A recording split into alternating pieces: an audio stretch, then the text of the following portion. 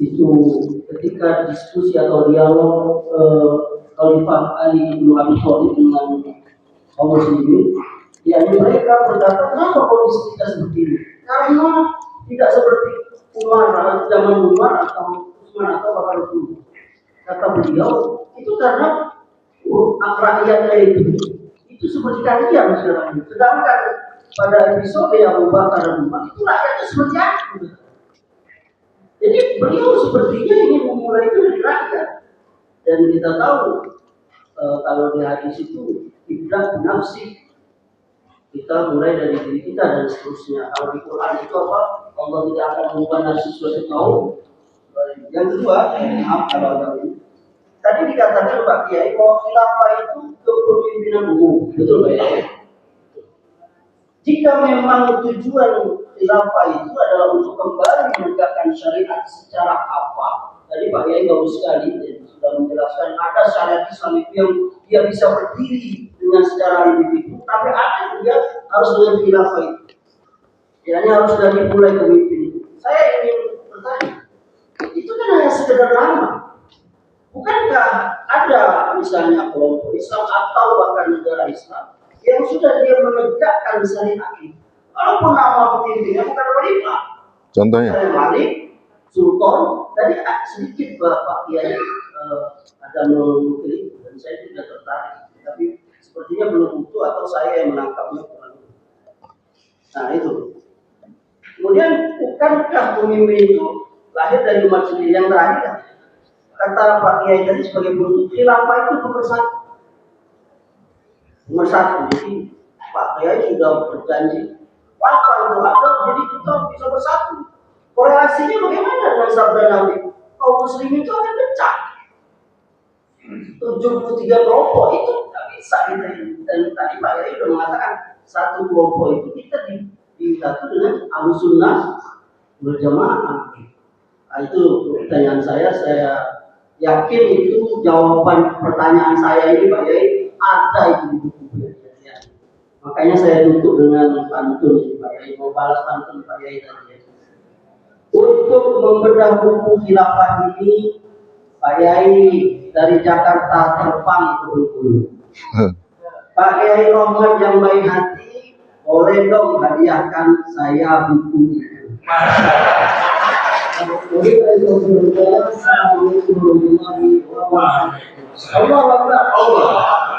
Maaf dengan Ustaz lebih baik.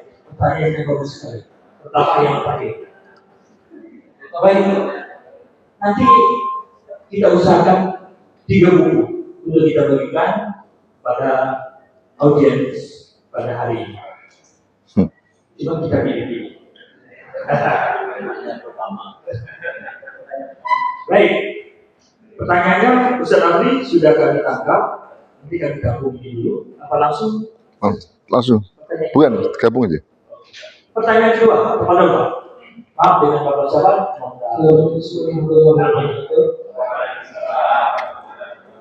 Saya Pak Emir dari Tahun di Utara. Pertanyaan saya, tapi saya belum jelas. Kalau khilafah itu adalah kedudukan hukum di tangan sah.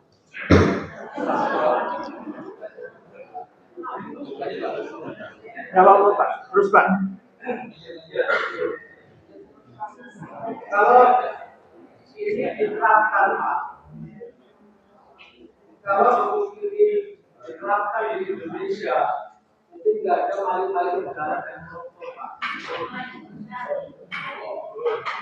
Kira-kira itu tidak. Kalau ini diterapkan, tidak usah pakai nama Pak. Ini sebulan beres semuanya. Namun kenyataan yang ada di sini, hukum di Indonesia itu hukum demokrasi. Artinya hukum diciptakan oleh manusia. Sehingga membuat undang-undang membuat hukum menurut selera manusia. Tak PDB. Sehingga negara kita tidak kemaluan. Inti pertanyaannya Pak? Apakah mungkin khilafah ini bisa diterapkan di Indonesia? Karena baru didapatkan saja sudah ada tantangannya.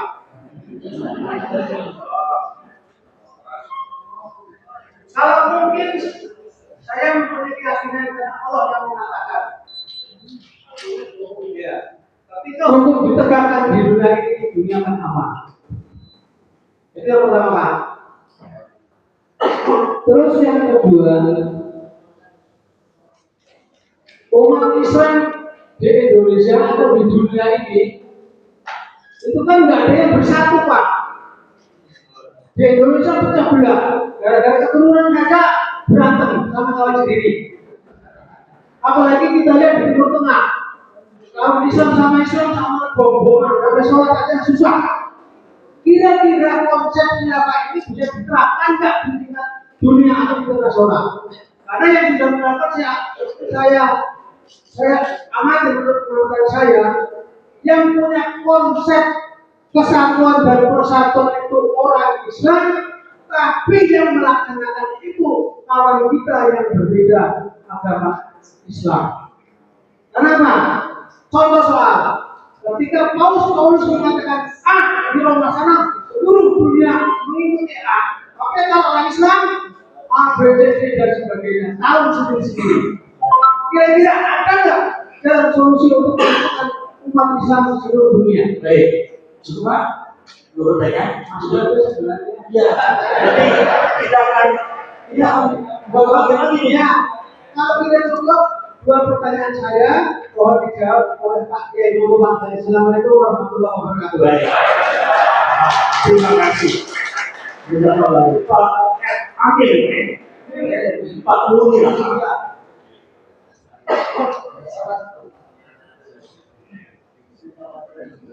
Udah mulai panas ya? Sudah paling dari masuk tadi. Iya, jauh-jauh dari tahun.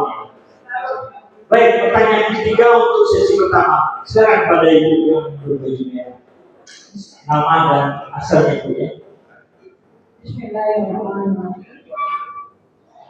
Assalamualaikum warahmatullahi wabarakatuh. Waalaikumsalam. Saya Fauzia Yasmin, menerima dari seluruh kami yang ingin saya tanyakan dalam buku khilafah halaman 26 saya Allah berfirman dalam surah Al-Maidah surat yang kelima yaitu ayat 49 bahwa jangan kamu memutuskan suatu perkara itu menurut apa yang diturunkan oleh Allah. Nah, yang pertanyaan saya begini, ini berarti bisa Allah ya. Ini ada satu daerah mengenai perzinahan. Perzinahan itu kadang-kadang yang dilakukan itu menurut ada sesuatu.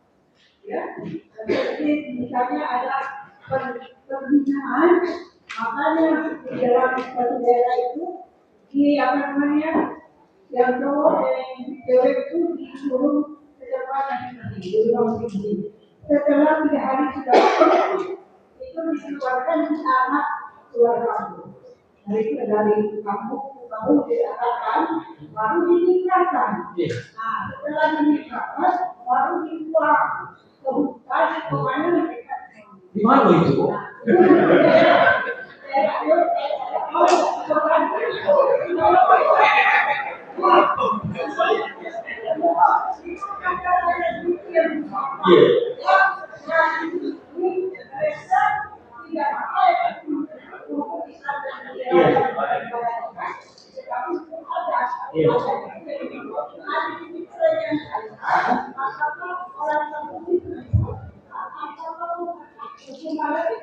Cukup, kita akan dikit-dikit biar lebih jelas.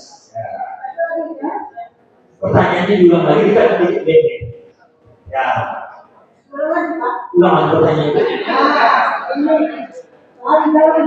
Pertanyaannya hukum itu yang dihukum buat hukum ada tadi buat hukum ada yang berbeda apa yang satu ini bodoh. Berarti yang menuntut dan dirayakan dan sebagainya. Nah itu yang kedua dalam media umat edisiran volume yang saya bacakan bahwa memang kita kembali setiap bulan Ramadan mengadakan penyusupan.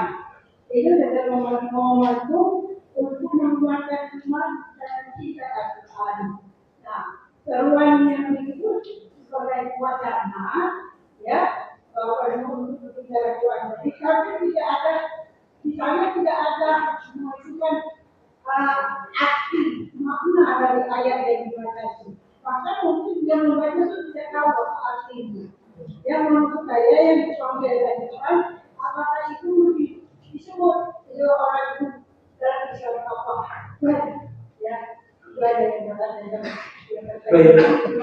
Baik.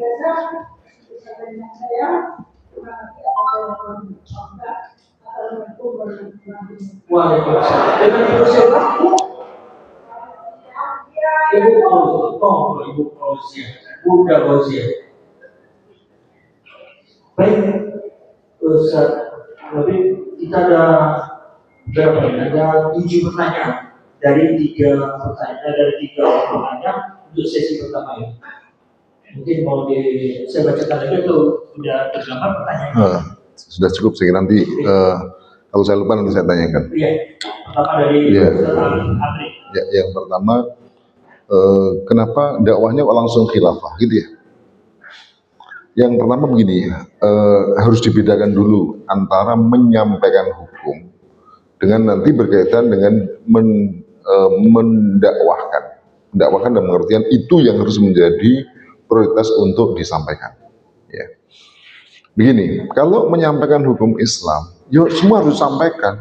Nggak ada pilah-pilah dari A sampai Z. Misalnya gini, kenapa harus misalnya bahas haji? Mengapa bahas sholat? Terus maunya bahas apa? Kalau kok pembahasan tentang khilafah? Kenapa ini pertama kali? Ya tidak pertama. Kalau panjenengan itu mau sholat, ya belajar tentang sholat.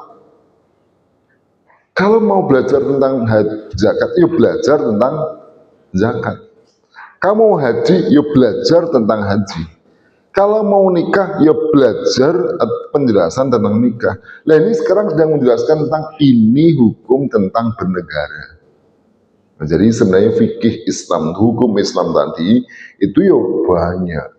Mulai dari sholat, zakat, puasa, haji, biasanya sholat tentang dagang, tentang apa syirkah, muamalah ya, terus kemudian tentang nikah, lalu tentang hudud, jinayat, sampai biasanya yang terakhir itu bab tentang imarah. Nah kalau kita sedang membuka kitab fikih itu sekarang kita membuka kitab fikih itu bagian imamah, imarah, khilafah gitu. Kenapa kok enggak bab pertama saja sholat? Kan sholat sudah selesai, bukan selesai, sudah biasa. Kenapa bukan bab zakat sembilan juga? Jadi kita ini mau bahasanya boleh saja mau dibuka mana saja, karena itu semua adalah bagian dari bagian hukum Islam, dan jangan sampai ada satupun bagian hukum Islam yang dilupakan, apalagi dilalaikan dan dimusuhi. Ada semua kita pikir. Ya kita sedang buka ini sekarang, membuka tentang bab tentang khilafah. Itu yang pertama.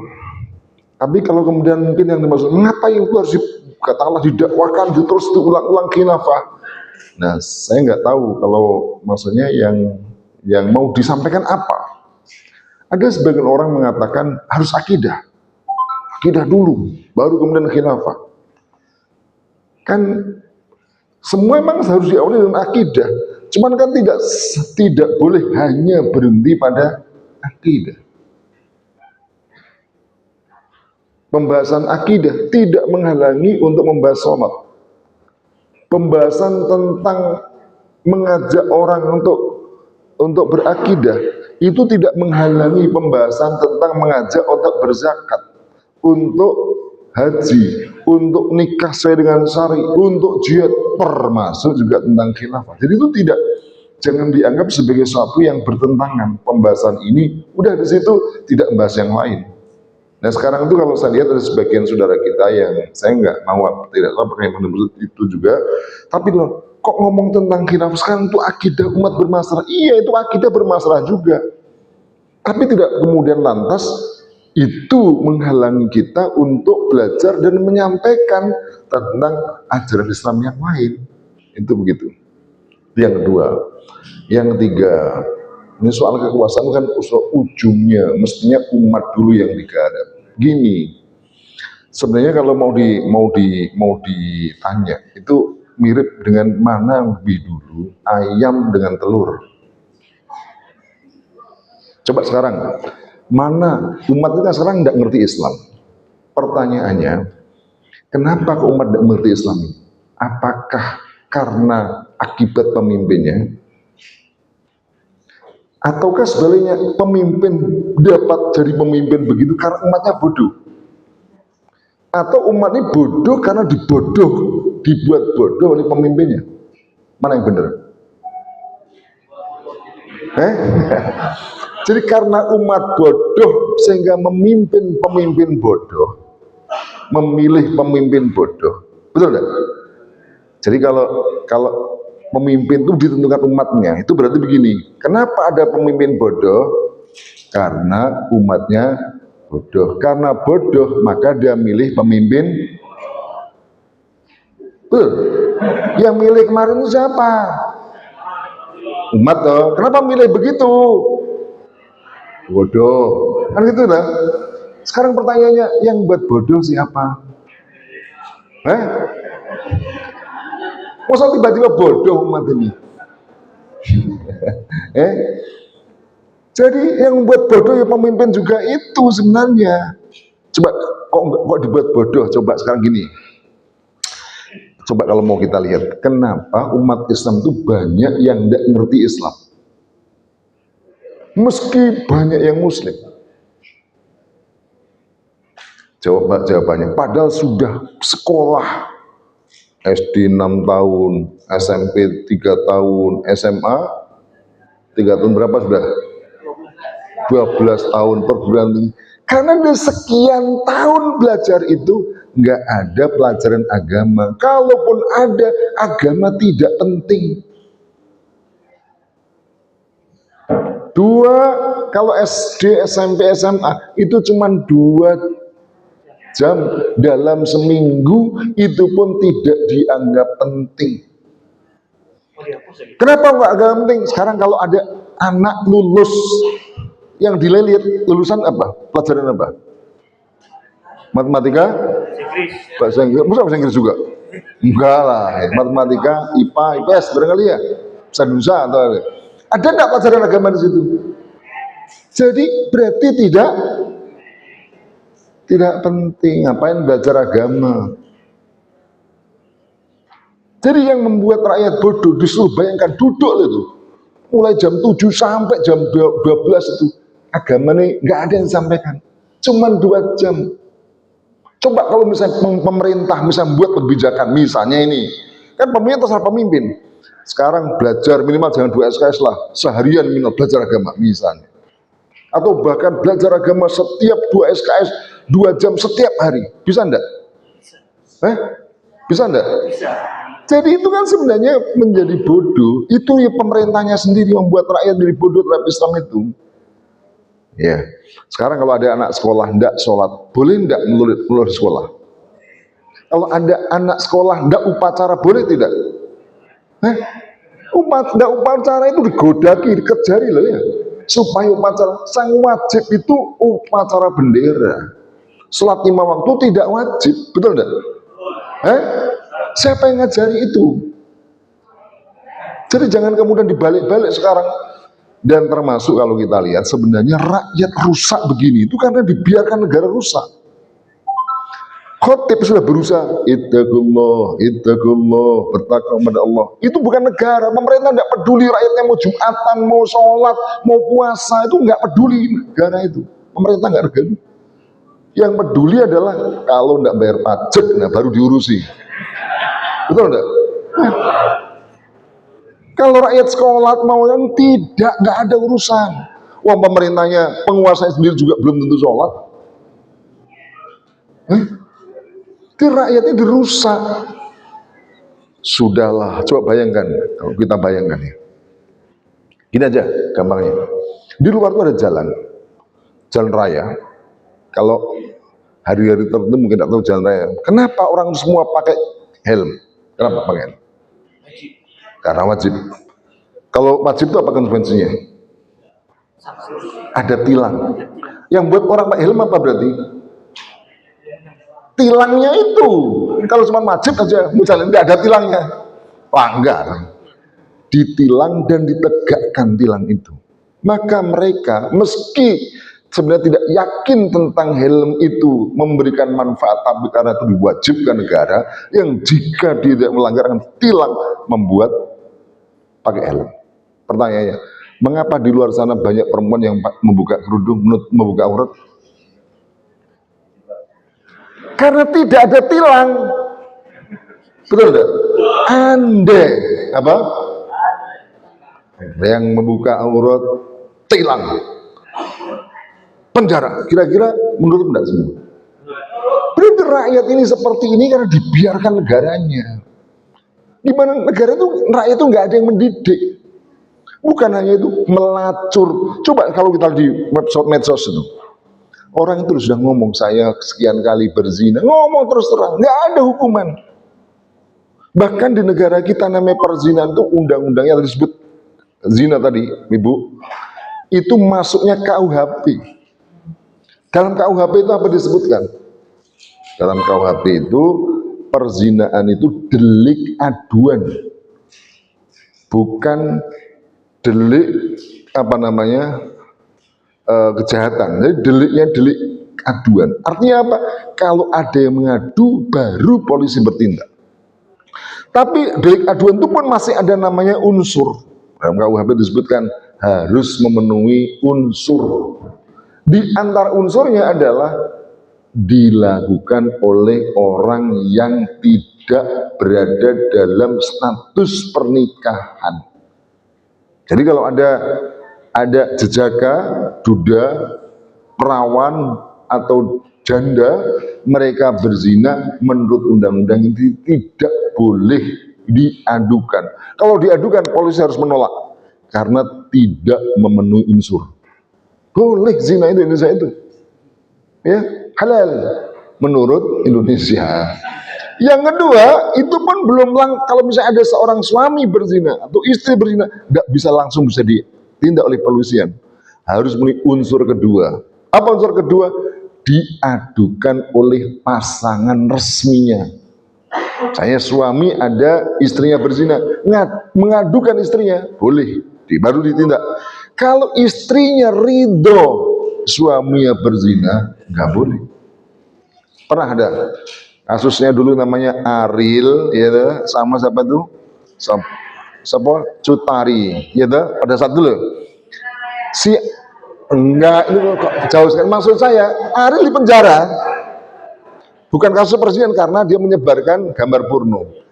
Yang itu suaminya itu pada saat itu yang menemani si Cutari itu kan tidak menuntut istrinya. Karena tidak menuntut istrinya, ya nggak diapa-apakan Cutarinya. Walaupun Cutari mengaku. Kenapa? Karena perzinahan delik aduan. Yang mengadukan harus pasangan sahnya. Kalau bukan pasangan sahnya, tidak bisa mengadukan dan tidak akan ditindak dan tidak boleh ditindak. Gitu. Nah mungkin tadi yang disebut hukum adat itu kreasi sebenarnya barangkali. Mungkin karena mereka nggak betah, karena menurut KUHP tidak dihukum, akhirnya hukum adat bertindak. Itu rakyat itu sebenarnya. Kalau ada gitu mungkin pikiran rakyat, barangkali ini bisa membuat orang jerah. Gitu. Karena tidak ada hukumannya. Apa hukumannya? Kalau tidak ada hukumannya, merajalela pelacuran, perzinahan segala macam tadi.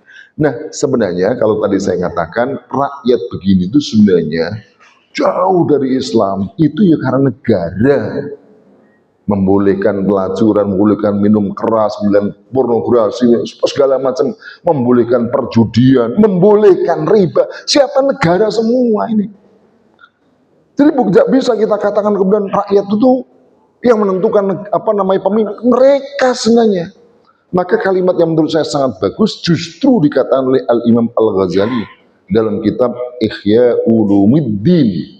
Dalam kitab Ihya Ulumuddin beliau mengatakan apa? Ihya Ulumuddin, ya. Dalam kitab itu disebutkan fa fasadur ra'aya bi fasadil muluk. Kerusakan rakyat, kata beliau, disebabkan oleh kerusakan al-muluk, kerajaan. Raja-raja itu yang menjadi penyebab kerusakan. Justru kalau menurut saya, kenapa bicara khilaf? Khilaf itu seperti pabrik dengan dengan asap. Asap ini sebenarnya muncul karena pabrik. Kalau kita sibuk menghilangkan asap, sementara pabrik yang memproduksi aneka ragam tadi itu dibiarkan, maka asap itu akan terus ada. Matikan pabriknya, ganti pabriknya, begitu baru bisa. Kalau kemudian kita sibuk hanya ngurusi ujungnya ini, justru tidak akan selesai. Saya ingin berikan bukti ya, gini, coba. Tentang misalnya gini ya, kenapa sih kok perzinaan itu muncul luar biasa sekarang? Kalau menurut saya, ini produk sistem. Sistem itu yang mengendalikan ya pemerintah itu, produk sistem, bukan penyimpangan. Coba sekarang saya buktikan bahwa itu produk sistem. Gini, bayangkan anak kecil sekarang buka handphone, tulis handphone apa, keluar gambar, keluar film, keluar video, dengan mudah mengakses gambar-gambar porno, film-film porno. Sekarang orang tua nggak bisa mencegah loh. Anak bawa handphone, apa yang dibuat nggak tahu orang tuanya. Macam-macam parah, ya. Begitu dia membuka, katakanlah usia 6 tahun, 7 tahun, dia membuka adegan ciuman misalnya, udah yang paling ringan ciuman, atau bahkan mungkin bukan suami istri. Dia sudah pengen. Kapan dia itu bisa sah halal, kapan?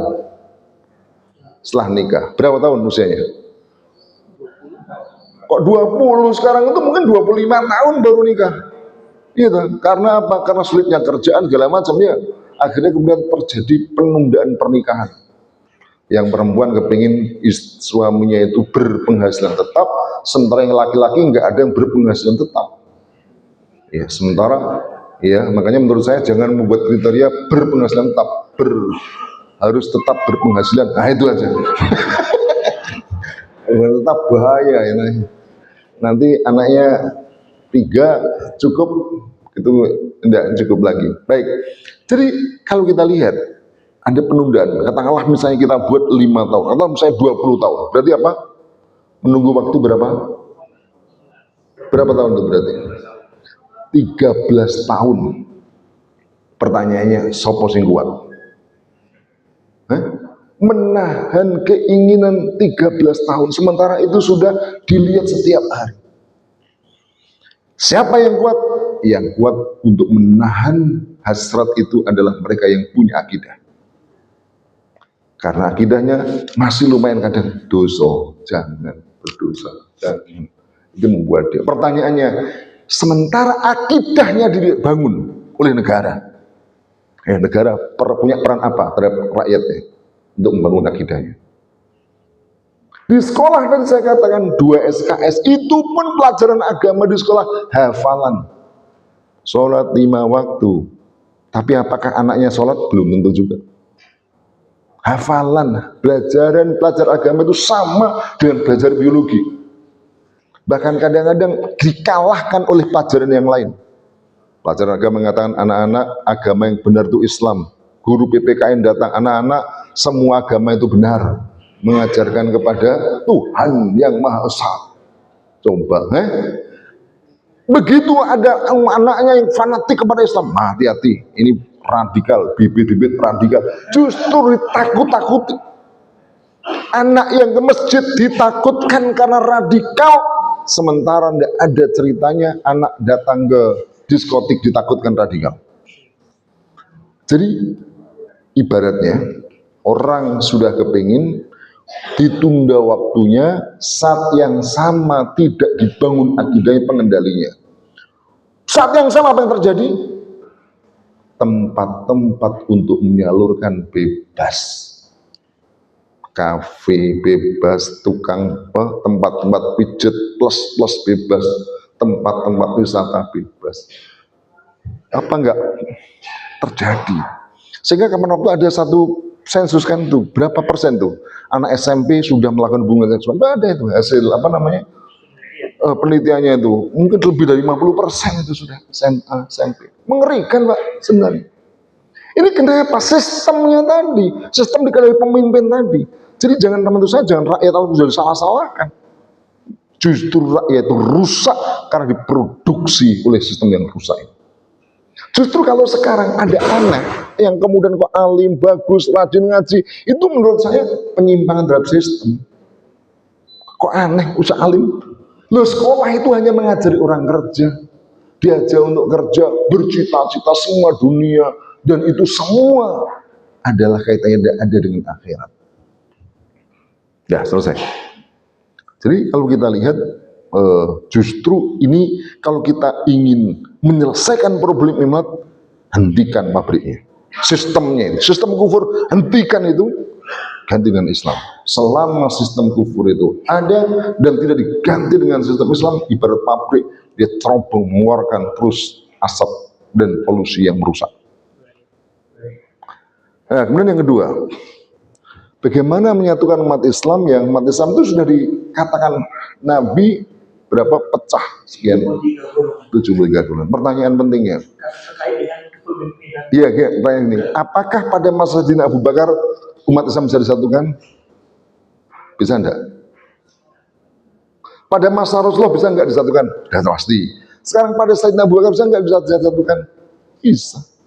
Pada masa Sayyidina Umar bisa enggak? Bisa. Dan seterusnya umat Islam itu bersatu. Baru umat Islam itu berpecah dalam berbagai negara setelah 1924. Pecah sekarang baru 60 negara. Loh, itu pecah berbagai madhab lain yang dimaksudkan ini kepemimpinan, bukan madhab. Kalau madhab itu nggak ada masalah. Umat Islam itu banyak madhab, itu nggak masalah selama madhabnya itu masih syar'i. Jadi gitu, dalam pengertian tidak menyimpang. Maka adanya madhab, adanya kelompok, adanya organisasi itu tidak masalah selama masih tadi disebutkan ma'ana alihi wa ashabihi, yaitu masih berpegang teguh kepada Quran dan Sunnah. Maka kalau menggunakan hadis tadi itu apa tadi 73 golongan hanya satu yang selamat, itu menurut saya bisa juga dibalik hadisnya. Balik hadisnya itu begini. Kalau tadi kan menjadi kayak pesimis ya. Sataftariku ummati. Ya. Umatku akan pecah menjadi berapa itu? Salasa wa sab'una firqatan illa wahidah, kecuali yang satu. Jadi ngeri ya kalau lihat itu. Kulluhum minnar illal wahid. Semuanya saya satu aja. Tapi ada juga hadis misalnya begini. Kullu ummati dakhalal jannah. Semua umatku masuk surga. Kan lebih optimis kan? Tadi kan semua kulluhum finnar illal wahidah. Semua di neraka kecuali satu. Wangel banget ya. Kayak sulit sekali karena hanya satu dari 73 golongan.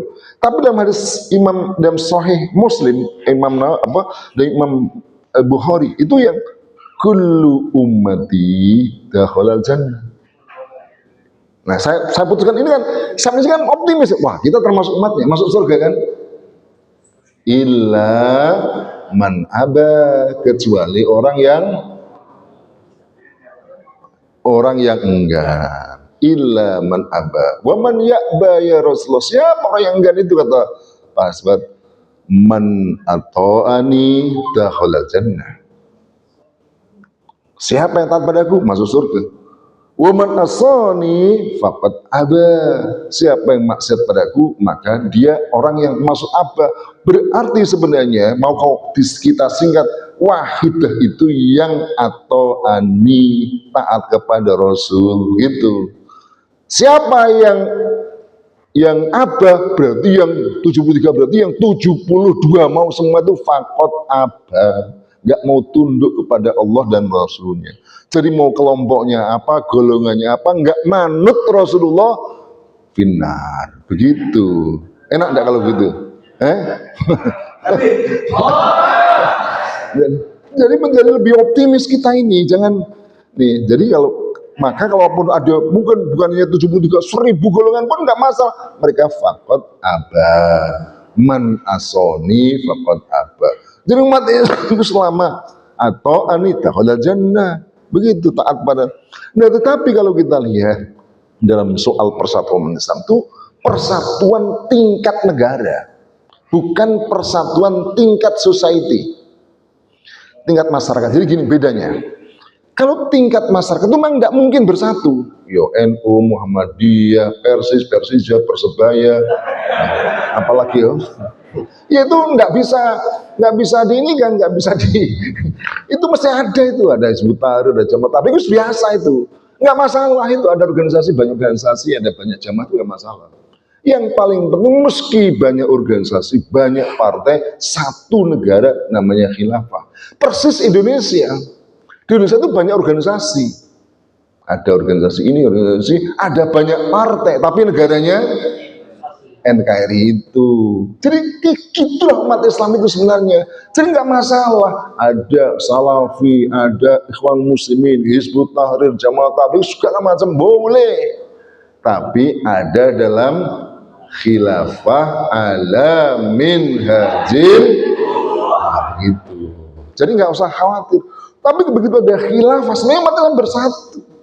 Jadi kalau ditanyakan bagaimana resep bersatu seperti paus, loh, umat Islam itu untuk bisa bersatu itu jauh lebih mudah. Karena persatuan itu dalam negara. Dan Nabi mengatakan ya man kharaja minat ta'ah, siapa yang maka diperangi.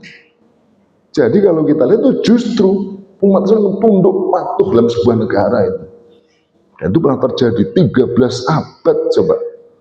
Umat Islam bersatu dalam satu negara. Nah, justru kalau paus itu, siapa bilang umat Kristen itu satu? Enggak sih, Kristen itu cuman paus itu pemimpinnya orang Katolik, Nasrani itu. Orang Protestan nggak mau, Protestan atau Protestan ya, Protestan ya, Anglikan ya nggak mau, apalagi itu. Ortodoks Timur nggak mau, ada pausnya sendiri, gitu. Kalau ada kelompok atau negara yang tidak, dan itu pun ketaatan orang Nasrani hanya dalam perkara agama, misalnya tentang upacara-upacara, tentang pernikahan, tentang talak itu, tapi tidak mengatur ekonomi, tidak mengatur politik, tidak mengatur negara. Nah dalam Islam itu justru lebih kokoh. Karena persatuan itu sebenarnya dalam sampai sistem pemerintahannya. Jadi tidak hanya kalau dalam bahasa Imam Al-Mawardi itu kan fi hirasatiddin, ngurusi agama. Tidak berhenti di situ. Wasiyasatid dunya. Siasat itu politik dan politik dunia. Pengaturan dunia. Jadi lebih kuat lagi sebenarnya umat Islam itu bersatu. bukan ibadah aja. Iya, jadi kalau nanti disebutkan kok yang mengamalkan orang Kristen, enggak, yang mengamalkan ya Islam juga, cuman sekarang ini aja umat Islam belum, atau belum mau. Nanti saya terangkan. Nah, yang ketiga, khilafah kan cuma nama. Namanya siapa? Bukan, panjenengan sama namanya? Suwardi. Suwardi Salim. Salam. Tak panggil Suwardi Salim mau enggak? Enggak mau. Nama penting loh nama itu. Nanti bisa keliru itu, Suwardi Salim, enggak mau dia. Betul enggak? Tak panggil ya misalnya. Salam kan misalnya arti, ya bukan, salam itu artinya keselamatan. Tak panggil keselamatan mau enggak? Enggak mau juga. Nama itu jangan dianggap remeh. Islam itu nama. Betul enggak? Mau enggak? Itu kan sekedar nama aja, udah kita sebut Kristen aja. Mau enggak? Masjid itu yuk, jangan disebut gereja. Betul enggak? Mau enggak kita masjid diganti, tulisan masjid kita ganti aja gereja nih. Rabu. Jadi nama itu penting dan jangan diubah-ubah. Apalagi yang beri nama Allah SWT dan Rasulnya. Khilafah itu yang beri nama Rasul. Jangan diubah menjadi raja. Jangan diubah menjadi presiden. Oh, itu nama dari Rasul. Gimana coba? Sholat anti ubah kebaktian. Boleh enggak misalnya? Sama dengan itu. Khilafah kok diubah menjadi misalnya kerajaan yang enggak boleh. Wong Rasulullah menyebut khilafatan ala minhajin nubuwah. Sama dengan sholat enggak boleh diubah menjadi apalah arti sebuah nama. Sejak sekarang kita ubah sholat supaya lebih nasionalis menjadi upacara misalnya. Ya enggak bisa. Nama itu melambangkan isi. Orang itu punya bayangan sholat gitu. Jadi ketika disebut sholat itu di otak itu sudah ada sholat. Begitu kita ada orang baca, kita sebut sholat dah. Ini sedang sholat ini, tidak. Jadi itu pentingnya sebuah nama. Maka para ulama itu sangat berhati-hati juga dalam soal nama itu. Tidak boleh mengubah-ubah itu. Nah baik, misalnya bolehkah misalnya khalifah disebut dengan sebutan lain? Yang pertama, ada beberapa sebutan dalam hadis namanya khalifah. Kadang disebut imam, karena Nabi mengatakan innamal imamu junnah. Berarti boleh disebut khalifah, boleh disebut imam. Boleh juga disebut imarah, pemimpin, karena Nabi juga pernah menyebutkan man atau al-amir faqat atau ani, ya, amir, pemimpin. Cuman kalau pemimpin itu biasanya lebih umum. Dia amirul jihad bisa, amir di sebuah wilayah bisa. Oleh karena itu kata amir biasanya tidak mandiri, ditambahkan. Maka Sayyidina Umar menyebut diri Amirul Mukminin. Ya, jadi untuk membedakan bukan amirul jihad atau amir yang lain. Tapi tidak boleh disebut misalnya sebutan misalnya presiden atau republik, nggak boleh. Itu sama halnya kalau menyebut mengubah masjid dengan nama gereja, betul ya.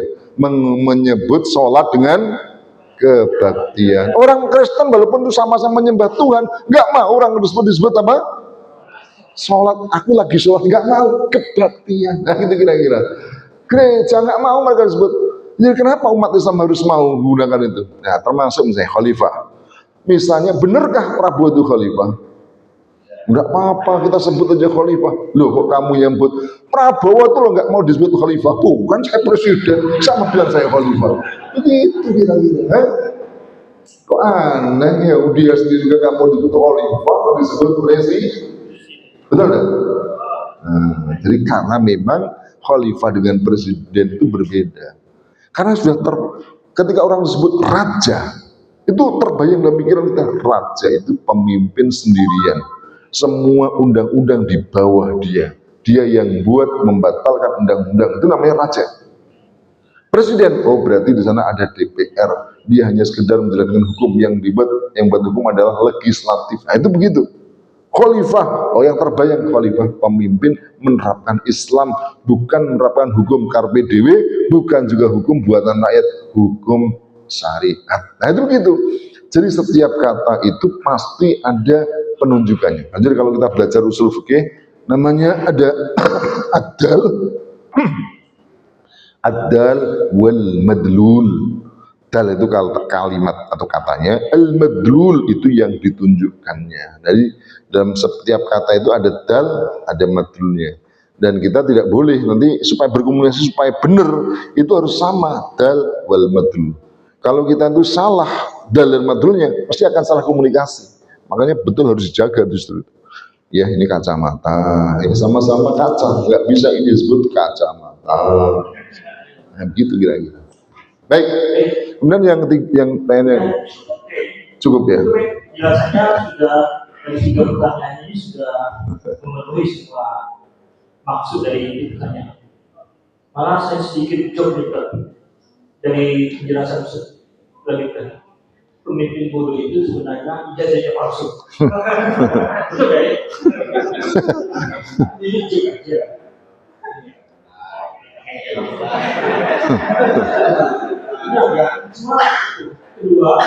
Keduanya Ustaz Habib ini asli Surabaya, makanya yang dia tahu Persebaya, dia tidak tahu PS Bengkulu.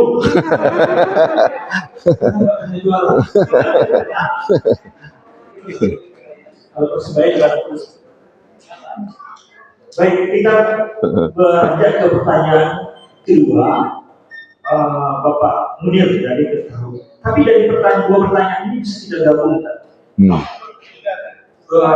Sudah disinggung tadi ya, apakah bisa diterapkan di Indonesia dan apa bisa diterapkan di seluruh dunia.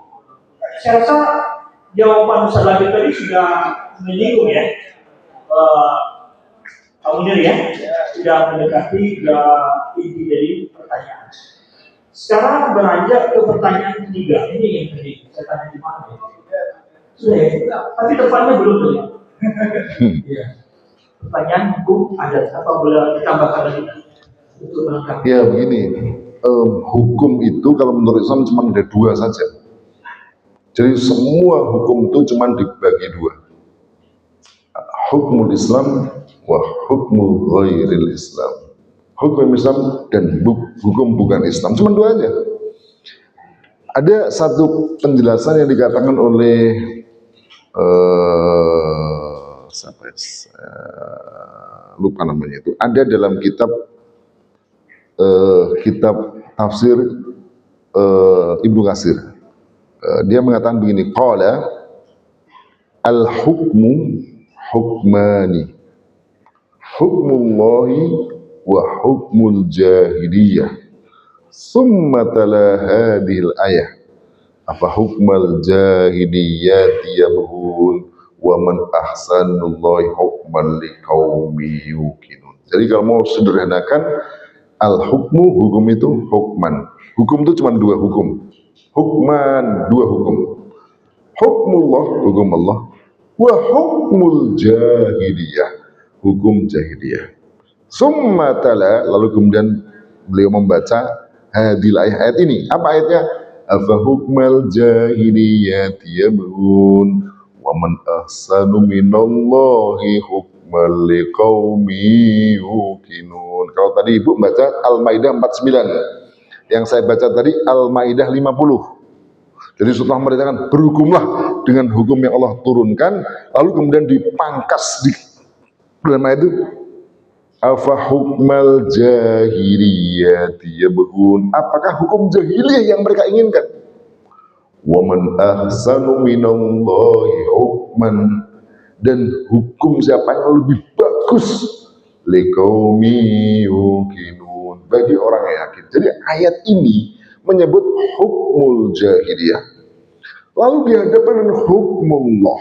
Oleh karena itu bisa didefinisikan hukmul jahiliyah. Jadi maka disebutkan, ada Al-Hasan mengatakan begini, kullu hukmin ghairi hukmillah hukmul jahiliyah. Setiap hukum yang bukan hukum Allah, itulah hukum jahiliyah. Jadi yang Ibu sebutkan tadi, hukum adat, hukum nasional, hukum Belanda, hukum Perancis, hukum Romawi, segala hukum selain hukum Islam, hukmul jahiliyah. Nggak boleh diamalkan, nggak boleh diterapkan. Loh gimana supaya hukum Allah sekarang? Ya makanya, inilah mendesaknya umat Islam terhadap khilafah itu di situ. Menyelesaikan zina aja nggak bisa. Akhirnya ngarang hukum kayak tadi, diarak lah, dibawa. Itu karena nggak ada khilafah. Kalau ada khilafah selesai masalahnya itu. Begitu. Karena negara sekarang tadi membiarkan begitu, akhirnya kemudian orang itu berkreasi sendiri, mencegah agar tidak terjadi, lalu kemudian hukum gini, hukum gitu, yang semua tetap pada akhirnya masih belum keluar dari kubangan, namanya hukmul jahiliyah gitu. Makanya sekali lagi, ini penting sekali khilafah ini. Kalau bisa sekarang berdiri, begitu mestinya. Ya. Nah kalau tadi disebutkan apa ya bisa di Indonesia itu. Bisa enggak Pak? Sebenarnya menurut saya bukan bisa atau tidak, tapi mau atau tidak. Kalau mau, bisa. Sekarang belum mau, ya belum bisa. Mau tuh gini loh, yang disebut mau itu, rakyatnya mau. Bukan hanya rakyat, pemimpinnya itu loh, Prabowo mau, Panglima TNI mau, sebagian tentara mau, DPR mau, mau. Berdiri langsung. Loh kok sekarang belum berdiri? Belum. Maka sebenarnya menurut saya pertanyaannya itu tidak bisa atau tidak, tetapi pertanyaannya adalah mau atau tidak. Kalau mau nggak usah besok, sekarang bisa. Nanti siang lah. Kalau sekarang proklamasi hari ini berdiri khilafah, selesai sudah. Cuma nggak mau. Nah itulah makanya. Jadi tugas kita makanya supaya mau ya didakwahkan tadi. Kalau nggak ada yang mendakwahkan, ya nggak akan mau. Coba orang itu, mengapa orang itu mau haji? Karena ada yang menyampaikan padanya haji itu wajib. Mengapa dia itu harus haji itu sampai nyelengi apa nyelengi itu? Nabung ya uang di sana juga berat. Oh, tidak gampang loh haji di sana.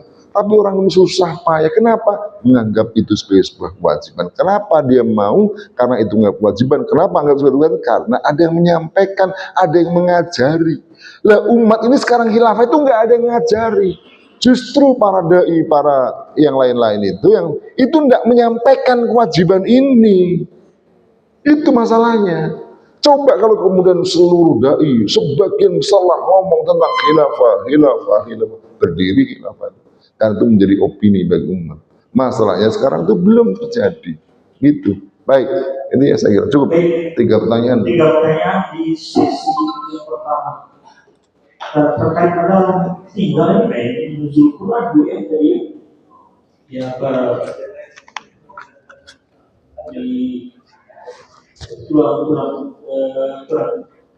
apa ya? Jadi mungkin kita agak baik. Ini aja mungkin itu maksudnya itu momentum untuk menegakkan Quran gitu. Barangkali gitu Bu ya. Jadi maksudnya itu kita ini kan sebenarnya punya banyak momentum untuk ingat pada Quran dulu. Itu sebenarnya ya mestinya kalau ingat turunnya Quran ya ada momentum untuk mengingatkan wajib menerapkan Quran. Tapi dalam umat Islam itu mestinya setiap momentum itu ada.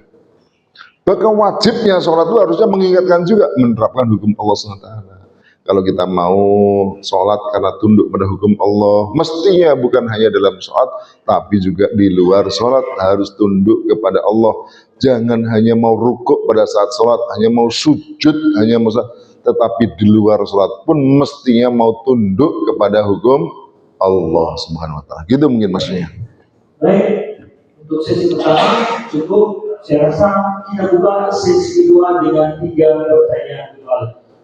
Di sebelah kanan ada Bapak yang berjaket hitam, sebelah tengah ibu saya ini Ustaz Gunawan, Rasulullah, dan di sebelah kiri Ibu-ibu ini. Oh iya, ibu-ibunya sudah berdiri tadi Pak, udah tangannya sambil berdiri. Baik, yang sebelah kiri ibu nanti di ya, di belakang. Baik, yang pertama kepada Bapak yang berjaket di hitam, silakan Bapak dulu. Mohon namanya dan asalnya Pak.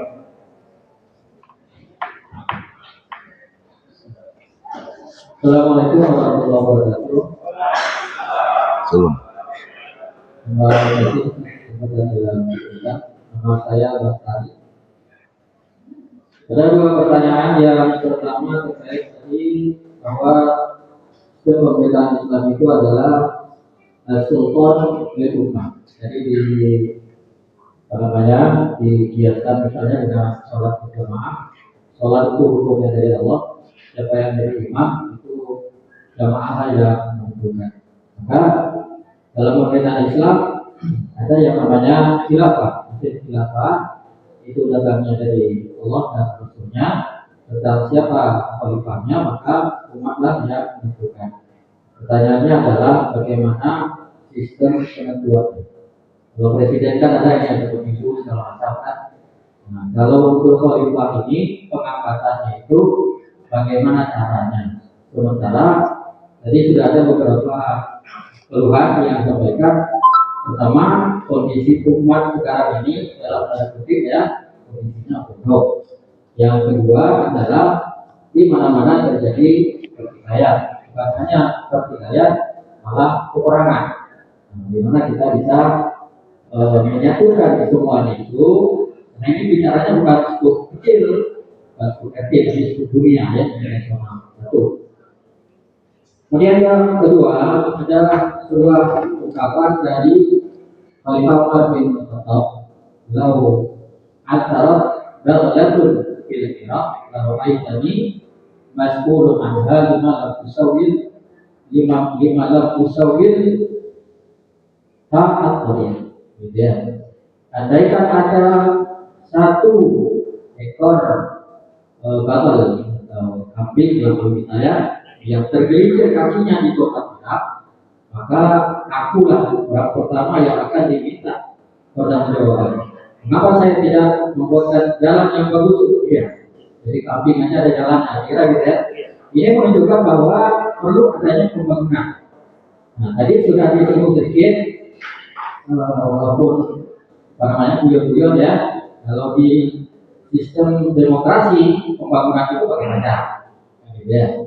Nah, kalau dalam sistem khilafah nanti ini pembangunannya sistemnya bagaimana? Sumber pendanaan. Saya rasa itu mungkin ya Sudah dapat kita pertanyaannya. Bisa selesai ya. Baik, pertanyaan kedua, Ustaz. Sudah, silakan. Lima, bukan salah.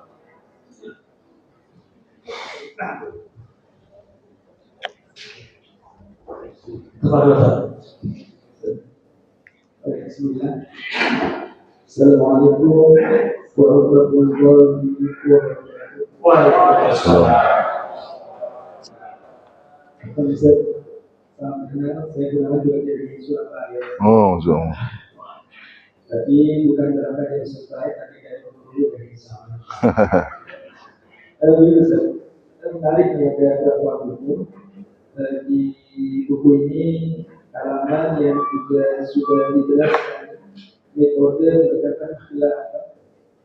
Karenanya kita optimis, tapi tidak Al-Quran menyebutkan bahwa khilafah adalah sebuah keniscayaan, insyaallah akan guna muncul. Dan kita sebagai umat Islam masih meyakini itu, dan Bismillah insyaallah pada saat khilafah ini adalah akan muncul. Tapi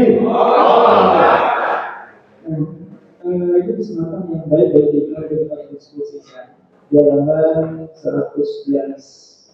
Sebetulnya profil dapat dan menunjukkan khilafah itu sudah dijelaskan di buku ini. Diawali dari kita makan pengadilan takdir yang kalau masalah Dr. Saiful Azhar juga menulis kitab dia. Inti dari pengkaderan ini adalah Qadar Salah. Setiap kita adalah dicetak menjadi para aktivis dan kader-kader pionir dakwah, yang mana kita laksana setiap anak panah yang siap dilepaskan dari busurnya ke beliau. Tapi yang perkaderan ini pun, dan itu dijelaskan di buku ini di halaman 111. Berikutnya ada makalah al-fa'ul kita. Ini juga menjadi satu hal yang penting bagi kita sebagai para akhirnya adalah yang kelima adalah kita bisa menerima belakang itu melalui belajar Islam. Pertanyaan ini Pak ya, ini tahapan-tahapan yang perlu diketahui berkalian, atau mungkin karena kami belum melihat lebih jauh di dalamnya, bagaimana implementasi konkret. Karena itu beberapa nanya yang sebelumnya mengatakan dahulu dari atas berkembang ini kan seakan-akan kita ini top down. Padahal sebenarnya beban tersebut itu adalah satu yang dirintis dari bawah, baru kemudian pada satu saat yang nanti gerakan itu terbangun. Rasanya di antara keduanya harus sinergi. Pemimpin kita siapkan siapa layak nanti diperlukan menjadi khilafah. Di lain sisi masyarakat juga harus dipakai sehingga mereka siap untuk menyongsong adanya gerakan ini. Dalam konteks Indonesia Pak ya, yang terlalu buatan di masyarakat bahkan di internasional, kita berikan juga Syria juga sudah memiliki setelah pemerintah yang jauh lebih Islam dibandingkan dengan pemimpin yang sebelumnya. Juga di Saudi sudah agak sedikit melega dengan dibandingkan dengan yang seterusnya. Bahkan Mesir juga sudah mulai membuka beberapa tempat untuk dan seterusnya. Kemarin ada juga merupakan para ulama nasional direkomendasikan ada 11 negara ini adalah membangun satu struktur bersama, terutama untuk SS-nya adalah melakukan pembelajaran terhadap Gaza dan Palestina. Ini adalah tanda-tanda positif sebenarnya. Mohon penjelasan dari Pak Kiai dan teman-teman yang ada dalam buku ini. Kira-kira dari Indonesia, kira-kira kita yang ada di tempat ini. Kita pilih bukan seremoni apa ini. Pertemuan ini sangat menarik. Nah, artinya adalah kita melibatkan banyak potensi waktu dan seterusnya. Dan buku yang telah ditulis ini saya juga baca Marojin yang mengatakan ketika kita buka bahkan beberapa penulis sebagian adalah ulama internasional.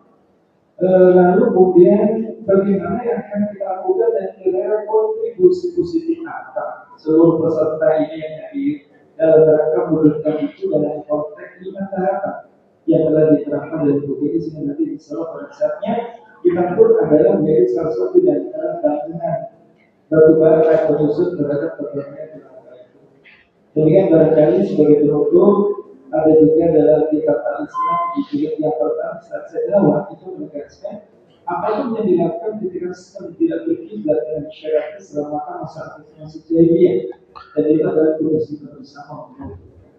Padahal itu dari nanti sebagai satu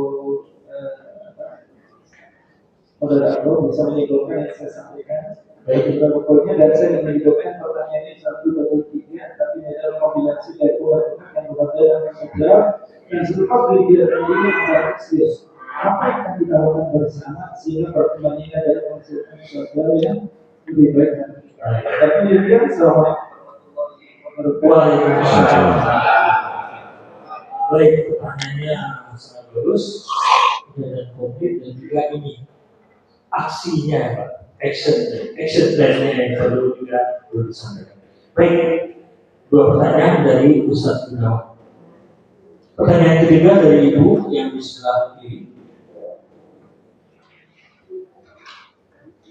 Mohon namanya dan asalnya.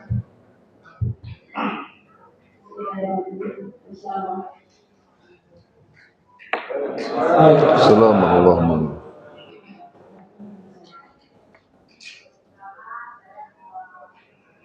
Mic-nya tolong juga. Ya, lihat dulu. Karena saya hari ini suami saya ada di forum yang sangat senang. Baik. Dia saya dari mana? Tapi saya akan banyak. Pertama saya perhatikan tapi isinya luar biasa. Saya baru baca sedikit itu perempuan. Ini untuk panas. Karena saya belajar kalau agama dari SD dan S2 nggak pernah dapatkan seperti ini. Pertama awal walaupun ini masih ada gaya. Saya memiliki kesempatan hidayah bisa ketemu dalam sekian 17 tahun teman-teman dulu 2010 cuma beberapa orang. Nah saya untuk ini kurang. Kita tahu sekarang ideologi dari ideologi yang ada ideologi Islam. Karena kita ideologi kan harus. Nah, yang kita ini kita tahu. Pertanyaannya langsung pertanyaan aja. Jadi lalu ini dari atas sampai ke bawah kasih ideologi. Jadi disahkan antara agama dan Islam. Jadi kalau memang sistem kita ini tidak masuk di Islam. Jadi kenapa kita harus belajar berapa? Kalau ini saya tahu saya jadi dua satu muslim. Muslim kita harus mereka di masyarakat itu berbeda. Tapi kita sebetulnya tidak tahu tidak boleh makna nanti zakat dan segala macam tapi kita harus berdakwah. Kita harus berdakwah untuk kita terjadi. Jadi mungkin saya kalau sudah di sini saya menyampaikan itu pasti. Ini Pak Yaya yang ada di sini. Pak Yaya itu kemudian saya sama-sama mengaji satu visi karena Pak Yaya kemarin waktu hari kita harus berdakwah agama. Benar. Apa itu? Tapi Allah. Iya. Jadi mungkin inilah kesempatan kami sama-sama. Memang awal itu bisa waktu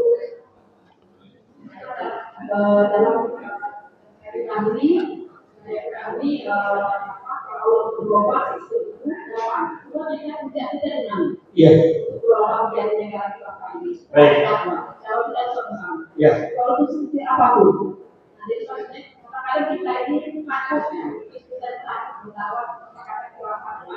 Iya. Nah, cara saya pakai saya tidak mendapat ini kata kita ada di luar. Ada dalam. Iya. Baik. Baik, oke. Terima kasih. Wassalamualaikum warahmatullahi wabarakatuh. Waalaikumsalam. Baik. Ibu Yur. Bisa sebentar saya mau. Sebentar, nanti saya kasih sebentar. Pak. Sebentar. Kita ada sesi berikutnya lagi. Ya, cukup Pak. Nanti masih cukup. Kalau pertanyaan ketiga ini pertanyaan dipakai. Diminta minta tolong pertanyaannya pada Bapak ini. Lalu, iya. Jadi gitu. Pertanyaan apa itu? Pertanyaan terusan. Jadi teruskan kepada suami beliau. Begitu. Kalau HP adalah pesan diteruskan. Ya, seperti itu. Baik, untuk pertanyaan pertama, Ustaz dari Ustaz Bastani tadi bagaimana sistem pengangkatan khalifah itu. Dan juga pertanyaan ketiga, bagaimana sistem pendanaannya. Apakah ada efisiensi juga di situ? Dan juga Makan siang. baik, Dr. Iya, baik.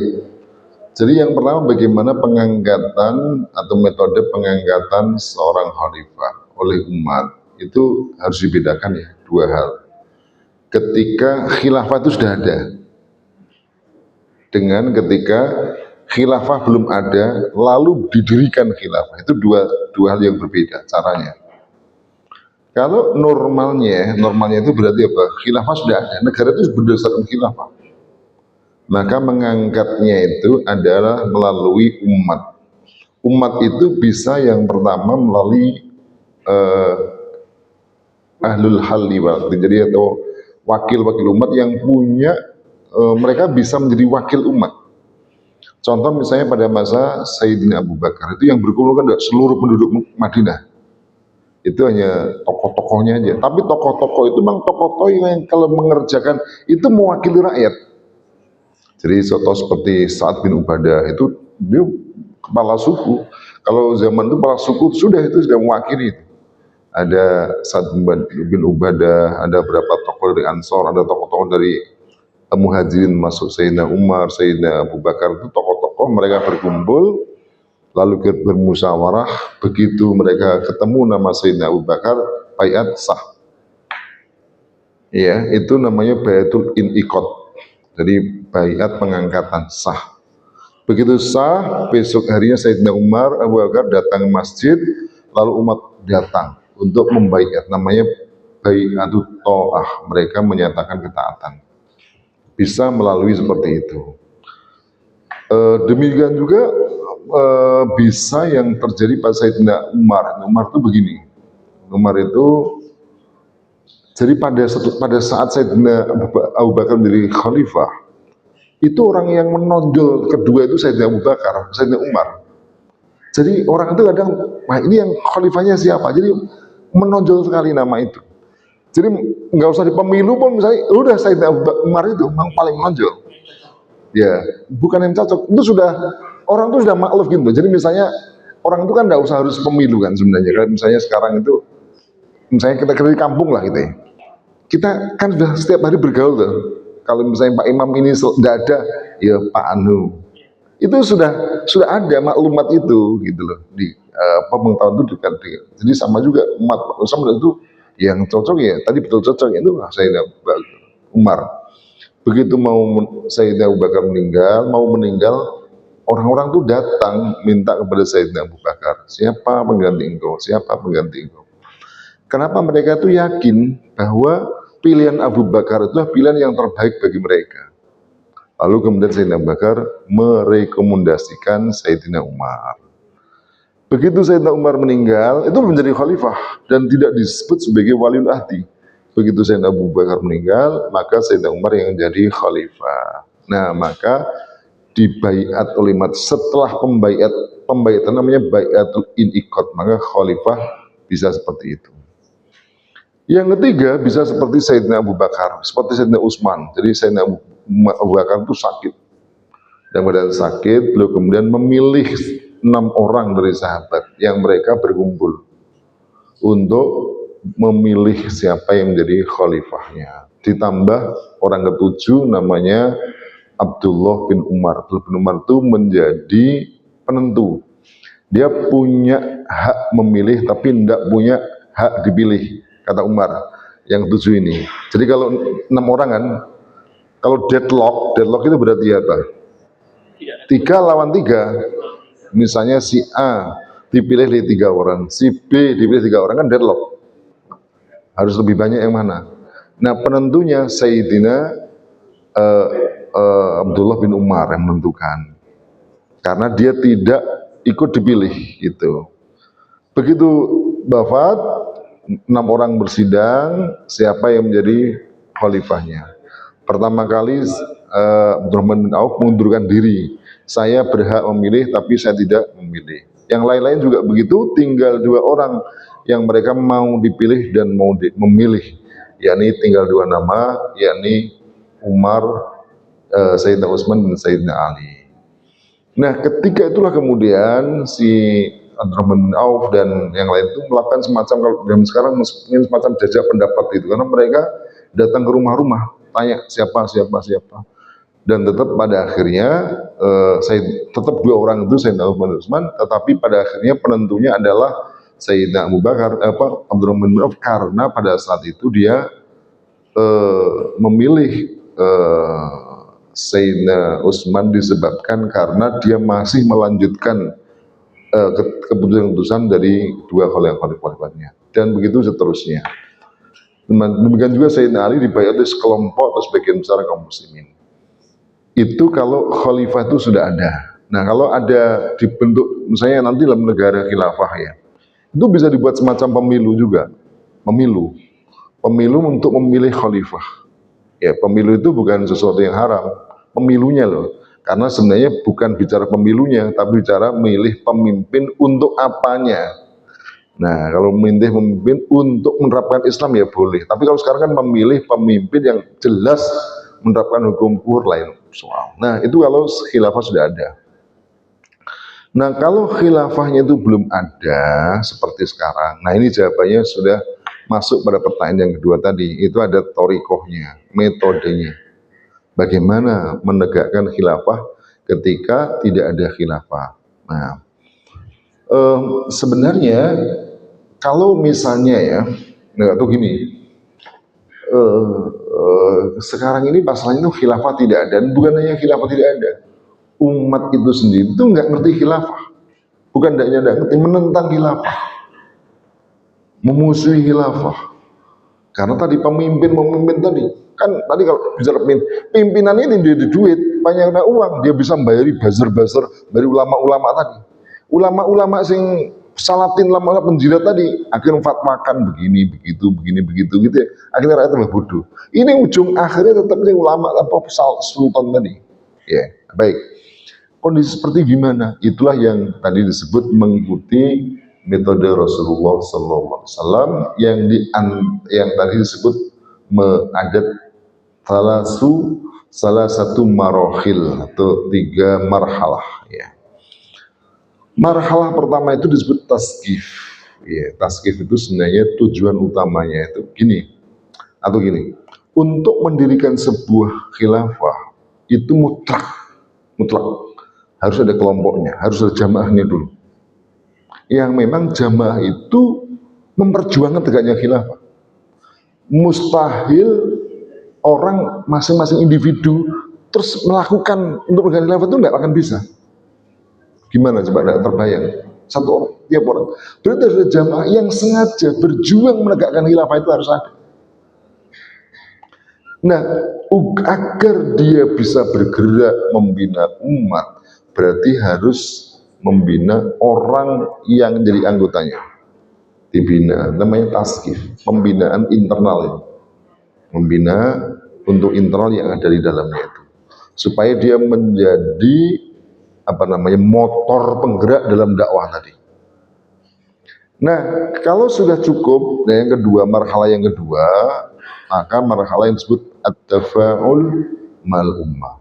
Tafa'ul mal ummah itu kalau kita bayangkan, jadi ketika para kader yang dalam satu jamaah, satu partai atau kelompok tadi sudah matang terhadap sakofah hizbiyahnya itu, maka dia tidak boleh hanya membina orang dalam situ, dia harus membina umat. Nah, disebut dengan at-tafa'ul mal ummah tadi, harus keluar. Nah, kalau tadi ditanyakan gimana operasionalnya, kalau operasionalnya itu taskif itu semacam halqoh yang secara ini dibina, secara sistematik, secara kontinu, secara terpusat dibina jamaah, maka mereka yang terdapat dalam jamaah inilah yang kemudian harus menyebarkan ide itu ke tengah umat. Caranya apa? Ya kontak, itu kontak, ketemu, nyampaikan. Caranya apa lagi? Durusul masajid, kajian masjid, baik kajian-kajian sifatnya individual maupun kajian-kajian yang sifatnya umum, seminar, diskusi, khutbah Jumat, tabligh akbar, masyiroh, ya, baik melalui secara langsung maupun juga melalui media internet, melalui surat kabar dan seterusnya.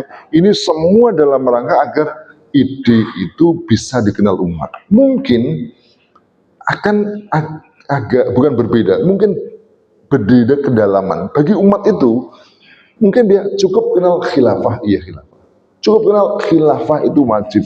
Oh iya, khilafah wajib, saya setuju. Oh, khilafah itu gambaran globalnya begitu. Tapi tidak bagi yang kadernya tadi, yang menjadi orang dibina tadi, dia harus mendalami tentang khilafah kayak apa, termasuk bagaimana kalau sudah berdiri sistem ekonominya kayak apa, detail-detailnya harus paham. Sebab apa? Diharapkan kalau terjadi betul-betul pergantian khilafah, mereka siap untuk memimpin sebuah negara tersebut. Nah, gitu. Nah, tetapi kepada umat ini kan tidak mungkin, bukan tidak mungkin, memang berat. Misalnya kayak gini, kita terangkan tentang detail khilafah itu memerlukan waktu. Nanti buku setebel tadi itu berapa tahun itu?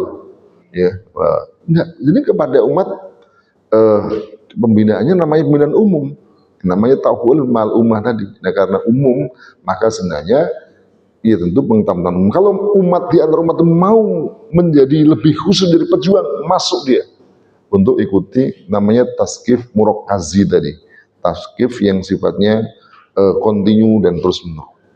Tuh masuk sehingga nanti suatu jamaah itu tidak hanya kecil, makin lama makin besar. Di satu sisi kemudian ketika ada dakwah, jamaahnya makin besar, pada saat yang sama umat yang kenal tentang khilafah itu semakin banyak. Nah, tapi di sampingnya tadi disebut, di samping ada yang grassroots dalam pengertian seluruh umat ini, ada namanya tokoh-tokoh simbol umat, terutama kalau dalam soal kekuasaan itu ada namanya ahlul quwah. Ahlul quwah itu kalau pada zaman Rasulullah SAW itu ya seperti kepala-kepala kabilah. Contohnya itu seperti Sa'ad bin Mu'adz. Sa'ad bin Mu'adz itu ketika masuk Islam, berhasil masuk Islam, beliau berkata, inna kalama rijalikum wa nisaikum haramun alayya hatta tu'minuna billah, ya.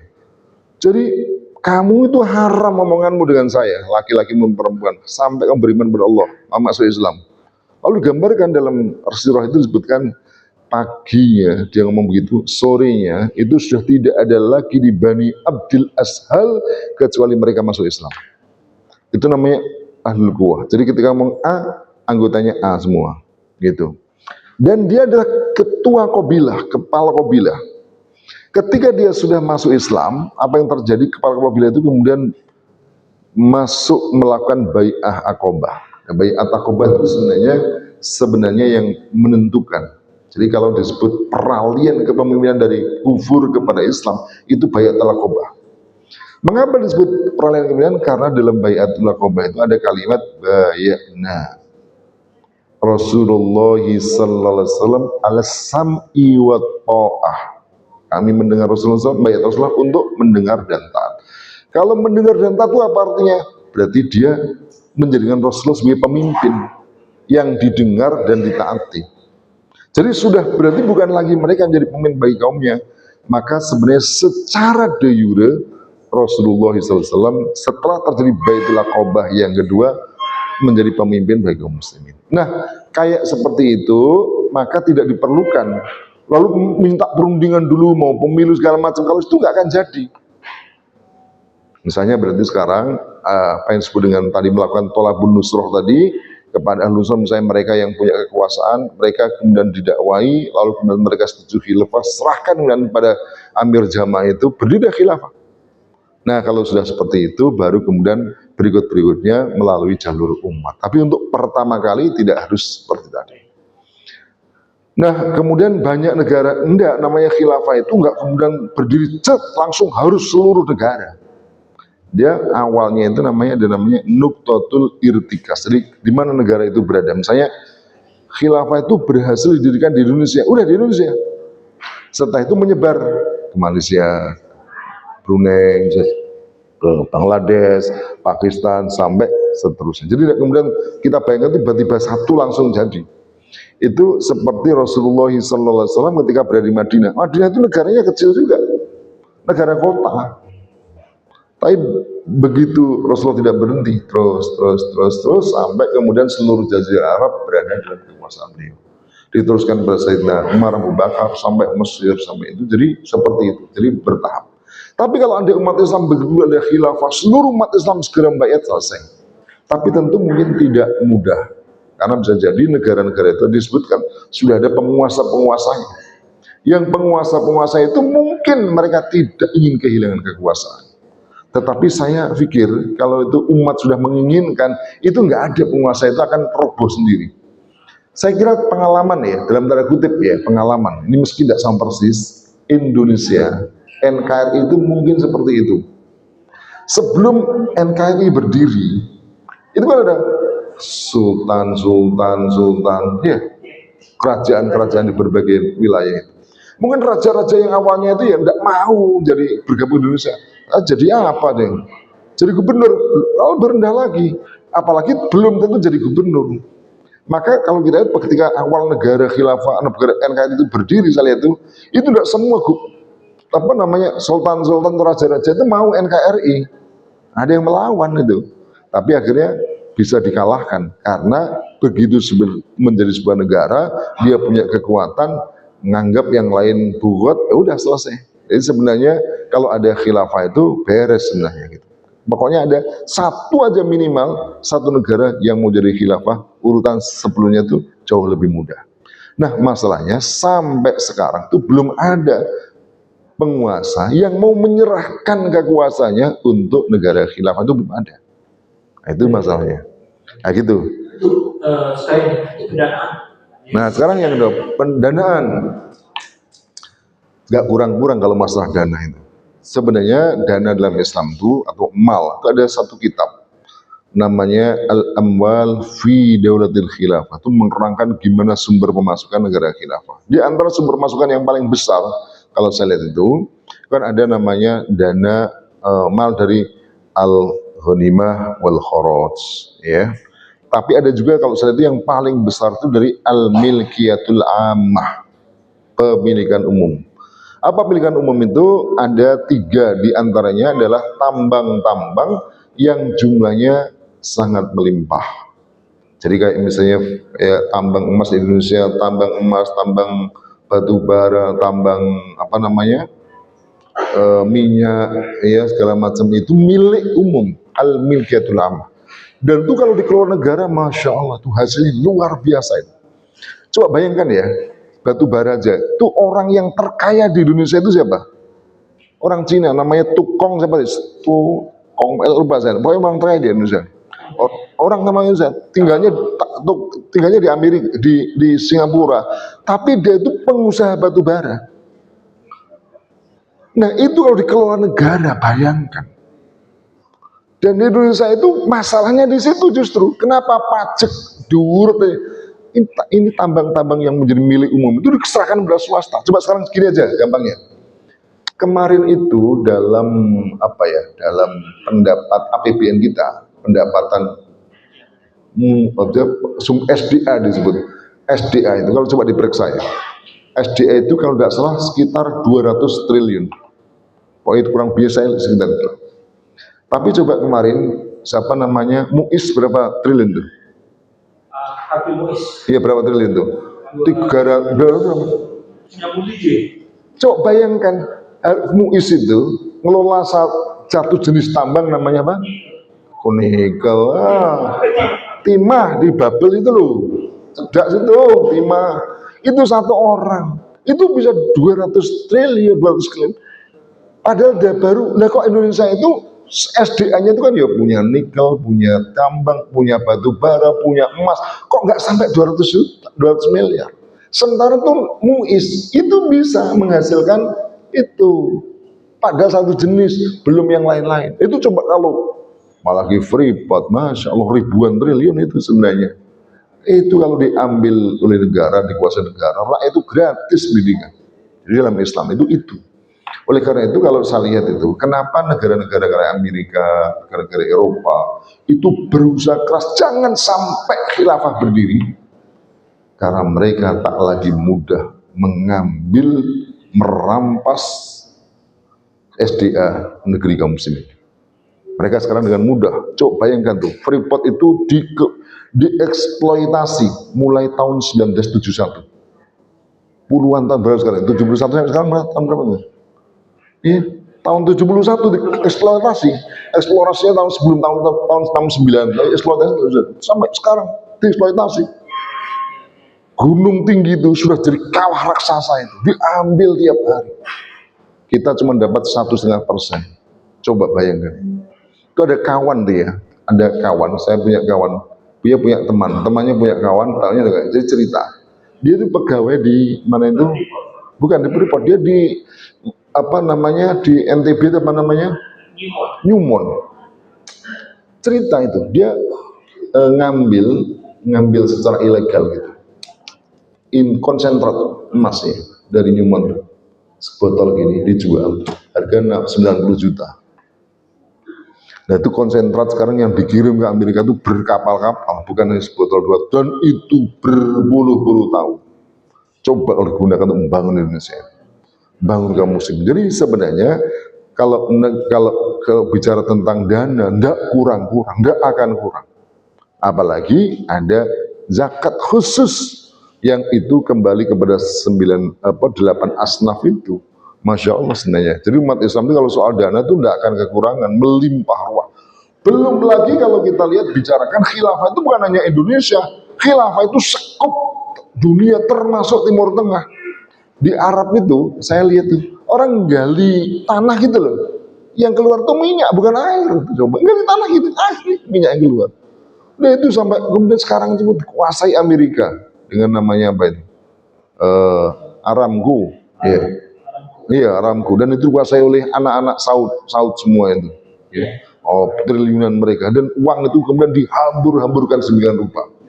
Coba bayangkan itu, coba dilihat tuh si Muhammad bin Saud itu, MBS itu membeli lukisan Yesus itu loh, triliunan itu. Nanggap siapa namanya? Siapa itu penyanyi-penyanyi Amerika, termasuk membayari Ronaldo yang duduk itu triliun per miliaran. Coba kalau kita lihat.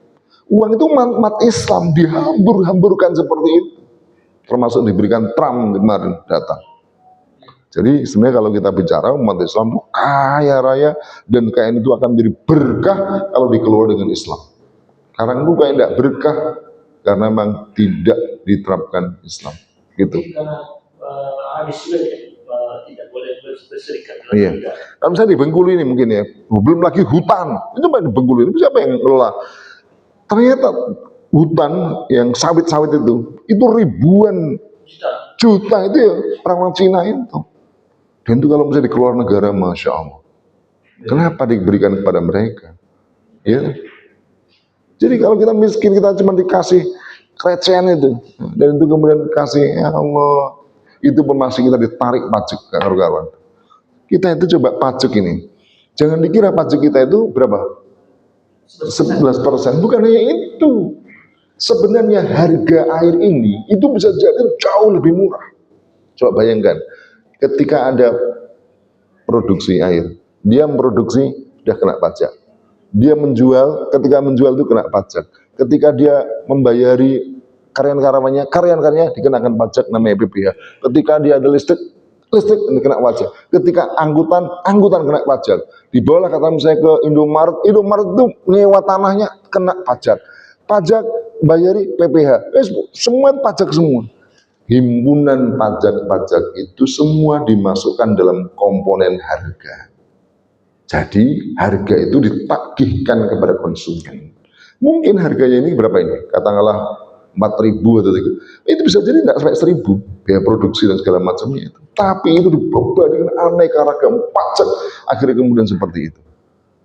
Itu yang makan mereka itu orang-orang kaya itu dan para penguasa. Baik, itu ya. Baik, tadi sedikit ada rencana kontribusi aktif dari untuk peradaban. Iya, iya. Ya, rencana aksinya. Iya, iya. Yang benar-benar nyata bisa dilakukan. Ya, benar. Sebelum saya menanggapi itu yang tadi juga kaitannya dengan ulama-ulama yang memfatwakan jihad. Itulah ulama-ulama yang lurus.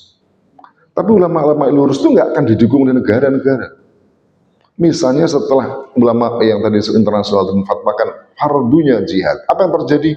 Mesir, ulama Mesir, Darul Iftah langsung mengeluarkan jangan itu adalah apa namanya tidak berhati-hati dan segala macam, menolaklah fatwa itu. Tidak perhitungan dan segala macam. Dan setelah itu Mesir mengatakan sekarang setelah ini tidak boleh ada seorang pun yang boleh mengeluarkan fatwa kecuali lembaga yang ditunjuk oleh negara memberikan fatwa. Nah, Darul Iftah itu kedudukannya itu seperti itu lembaga negara. Lembaga negara miliknya Mesir ya udahlah dipesan oleh Mesir itu. Ikut aja. Iya, dan ini akhirnya Quran itu bukan menjadi imam tajwid makmum. Dia ingin apa? Carikan Qurannya, carikan hadisnya, carikan kitab fikihnya. Bukan dia ikuti itu. Dan sebenarnya kalau kita lihat itu ya semudah, segampang-gampangnya tuh mereka membantu Palestina itu. Kalau sekarang misalnya itu, mereka itu bukan butuh makan orang Palestina itu. Makan itu jelas kekurangan, pengobatan. Yang paling mereka itu siapa yang menjaga mereka itu? Darah mereka. Dan yang kedua adalah siapa yang seharusnya membalaskan yang membunuh mereka itu. Karena perintah Quran mengatakan qatilu fi sabilillahil ladzina yuqatilunakum. Perangi orang yang merangi kalian itu. Siapa? Qatilu wa qatilu fi sabilillahil ladzina yuqatilunakum. Wow, itu siapa? Wawul jamaah umat Islam. Wa alladzina yuqatilunakum kaf, khitab itu siapa? Ya umat Islam. Berarti kalau ada sebagian umat Islam yang diperangi, wajib bagi umat Islam yang lain memerangi balik orang yang merangi kaum muslimin. Mestinya seperti itu. Dan itu hukumnya fardhu ain. Itu dalam kitab Fathul Muin itu jelas disebutkan. Al-jihadu fardu kifayatin fi kulli sanatin walau marratan idza kana al-kuffaru bi biladihim wa idza dakhalu biladana yata'ayyanu. Kalimatnya jelas sekali. Jadi kalau umat jadi memerangi orang kafir itu hukumnya fardu kifayah minimal setahun sekali. Jika orang kafir itu di negeri mereka tidak menyerang kita, serang mereka setahun sekali. Idza dakhalu biladana, jika mereka masuk negeri kami, negeri kita, negeri muslim, ya. Nah, orang kafir itu nyerang kita, yata'ayyanu. Berubah statusnya dari fardu kifayah menjadi yata'ayyanu, berubah menjadi fardu ain. Ini sekarang coba, sudah setahun lebih, bukan hanya setahun, itu Palestina sudah dijajah sejak tahun 48. Tidak ada yang dilakukan. Jadi memang penguasa-penguasa itu semua. Tapi bisa kita kontribusi untuk Nah, Palestina? ya. Bisa. Selama ini kita kontribusi materi atau apa, tapi bisa juga kita kontribusi pada Israel, Yahudi. Kasih aja bensin lagi. Biar bakar lagi aja. Kemarin bakar ya, biar apinya gede, kita kontribusi aja bensin. Sebenarnya tidak bensin, berak aja bisa, kencing aja bisa. Cuman satu, itu ada yang mengorganisir. Siapa? Negara-negara itu. Kalau sendirian nggak bisa. Gitu. Kalau menyelesaikan masalah secara pribadi mustahil. Kita gimana merangi Israel? Ayo kalau kamu jajah pergi Israel, ya nggak bisa. Kita sipil itu mau ke sana aja naik pesawat. Bandara baru kok bawa senjata, goreng api aja disita oleh bandara. Betul enggak? Kan mau ke sana harus ada visa. Visanya visa apa juga. Jadi nggak bisa sipil seperti kita ini. Ya emang harus negara. Negara nggak perlu visa. Langsung itu kirim. Kalau takut kirim tuh rudal itu. Jadi terus negara. Nah ini negara. Takbir. Jadi untuk pertanyaan ketiga kami akan teruskan dan kemudian untuk pentingnya dakwah dan pentingnya khilafah pada bapaknya. Baik, terakhir tadi ada pertanyaan yang di sesi yang ketiga kepada Bapak yang telah tadi meminta untuk ini. Kami persilakan Pak. Waktunya terbatas karena Kiai Habib ini akan pulang ke Jakarta. Beliau ini tinggal di Jakarta dan juga seorang penulis tafsir Al-Wa'i. Jadi tafsir beliau ini juga lagi dalam proses ini ya. Sekarang sudah sampai surat berapa tadi? Surat Jin. Surat Jin. Jadi tafsir beliau ini terus berlangsung. Dia menyusun tafsir Al-Quran. Nama tafsirnya Al-Wa'i. Baik, khusus untuk sesi ketiga kami persilakan kepada Pak yang di sebelah kiri. Silakan Pak namanya dan hasilnya. Assalamualaikum warahmatullahi wabarakatuh. Assalam. Saya mohon izin dipakai karena memang dari awal saya tidak ada kali perkenalkan saya pribadi, kemudian saya di sini memang tugas kemarin itu tugas 20, asli saya Medan, jadi saya benar Medan. Kemudian saya mohon izin juga dalam kesempatan ini menyampaikan semacam sharing terhadap buku yang Pak Kiai buat. Karena awalnya saya tertarik pada saat Pak Kiai itu melaksanakan podcast dengan Harun Pakti ya. Jadi pada saat itu saya kontrol sampai habis dengan Tradisi Satu. Kemudian setelah itu saya pesan langsung dia dari buku pikiran. Jadi sebelum ada buku ini saya baca dulu. Baik, ya. Kemudian saya akan juga sampaikan bahwasanya saya memang secara pribadi saya praktisi. Saya hadir di Mahkamah Syariah. Kemudian saya ketua Mahkamah Syariah pada Aceh lalu lepas tahun depan. Jadi saya itu butuh memahami bagaimana program syariat itu. Mungkin bapaknya secara teoritis, tetapi bagaimana itu kita secara praktek. Saya betul-betul memahami, kemudian juga ikut memberikan putusan-putusan. Saya pernah juga mengadili kemarin itu perkara kasus perzinahan. Itu sampai saya hukum itu 15 tahun. Tidak ada yang berhukum. Tapi tidak ada rajam. Ini dari saya cerita.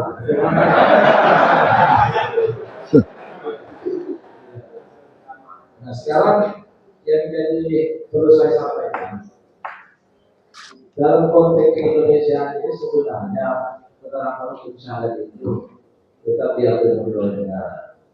Hanya saja yang diatur itu hal-hal berkaitan dengan masalah private law, untuk pribadi seperti masalah pernikahan, perceraian, kemudian wakaf, hibah, ekonomi syariah itu saya sekarang kewenangan kita di perencanaan agama maksudnya. Tapi khusus untuk Aceh itu memang beda ya. Kenapa beda?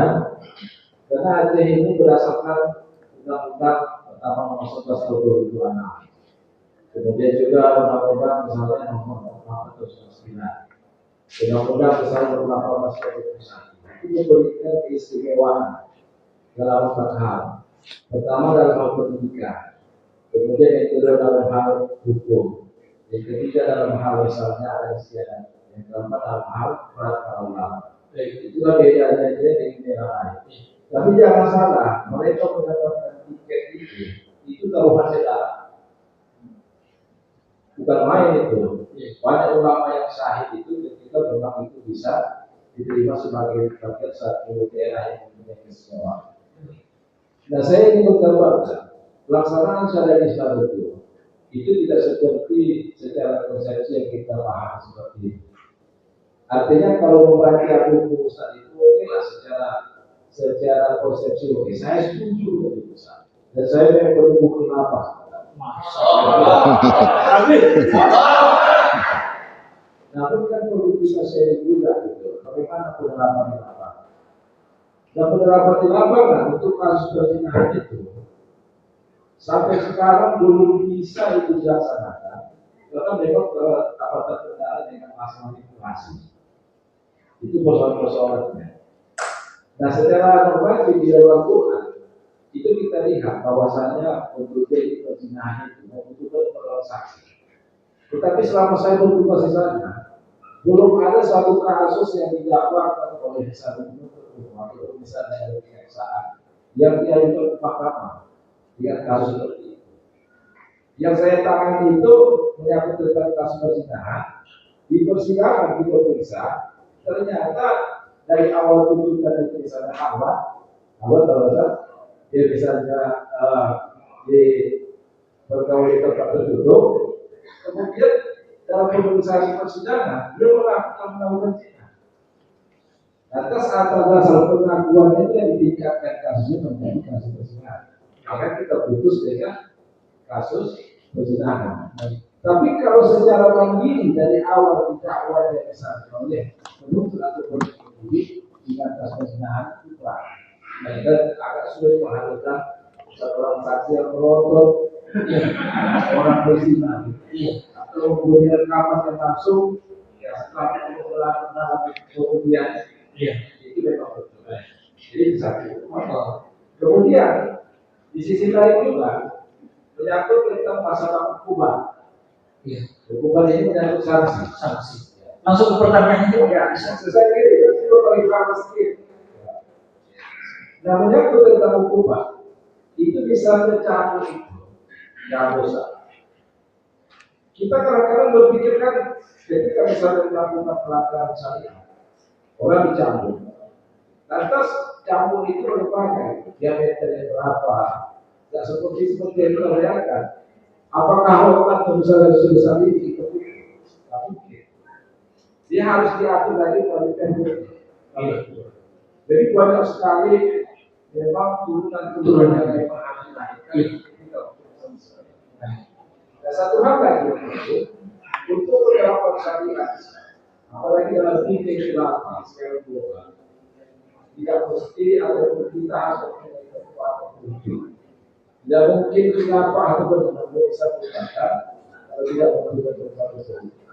Nah, sekarang yang menjadi masalah kekuatan politik yang dilakukan itu apakah kekuatan struktural atau kekuatan kultural lain? Ya kan? Kalau kekuatan kultural kita sudah punya sekarang. Artinya Islam itu berkembang berdasarkan kepada ada, dia berdasarkan pemahaman masyarakat. Tetapi kalau misalnya pembangunan politik berdasarkan struktural, lalu misalnya khilafah, berarti harus ganti rezim. Harus ganti sistem berpisah. Kayaknya itu. Ini bagaimana itu? Kami sudah paham bisa kami tambah pertanyaan Pak Hasibuan, Pak Hakim Hasibuan. Baik itu Pak. Terima kasih Pak. Ada pertanyaan tadi bagaimana untuk mau ganti rezim atau enggak? Kemudian tadi ada sedikit agak ya, bagaimana kontribusi kita untuk menegakkan ini apa? Jadi ada yang tercecer dari Ustaz Gunawan. Sekaligus. Baik, mungkin gini dulu sebelum kita masuk. Waktu agak cepat ya. Pesawat tidak menunggu gitu ya. Masih lama pesawatnya itu. Baik, gini dulu. Jadi gini, kalau kita bicara hukum Islam gitu, itu jangan di dalam bayangan kita langsung hukum Islam tentang hukuman atau ukubat.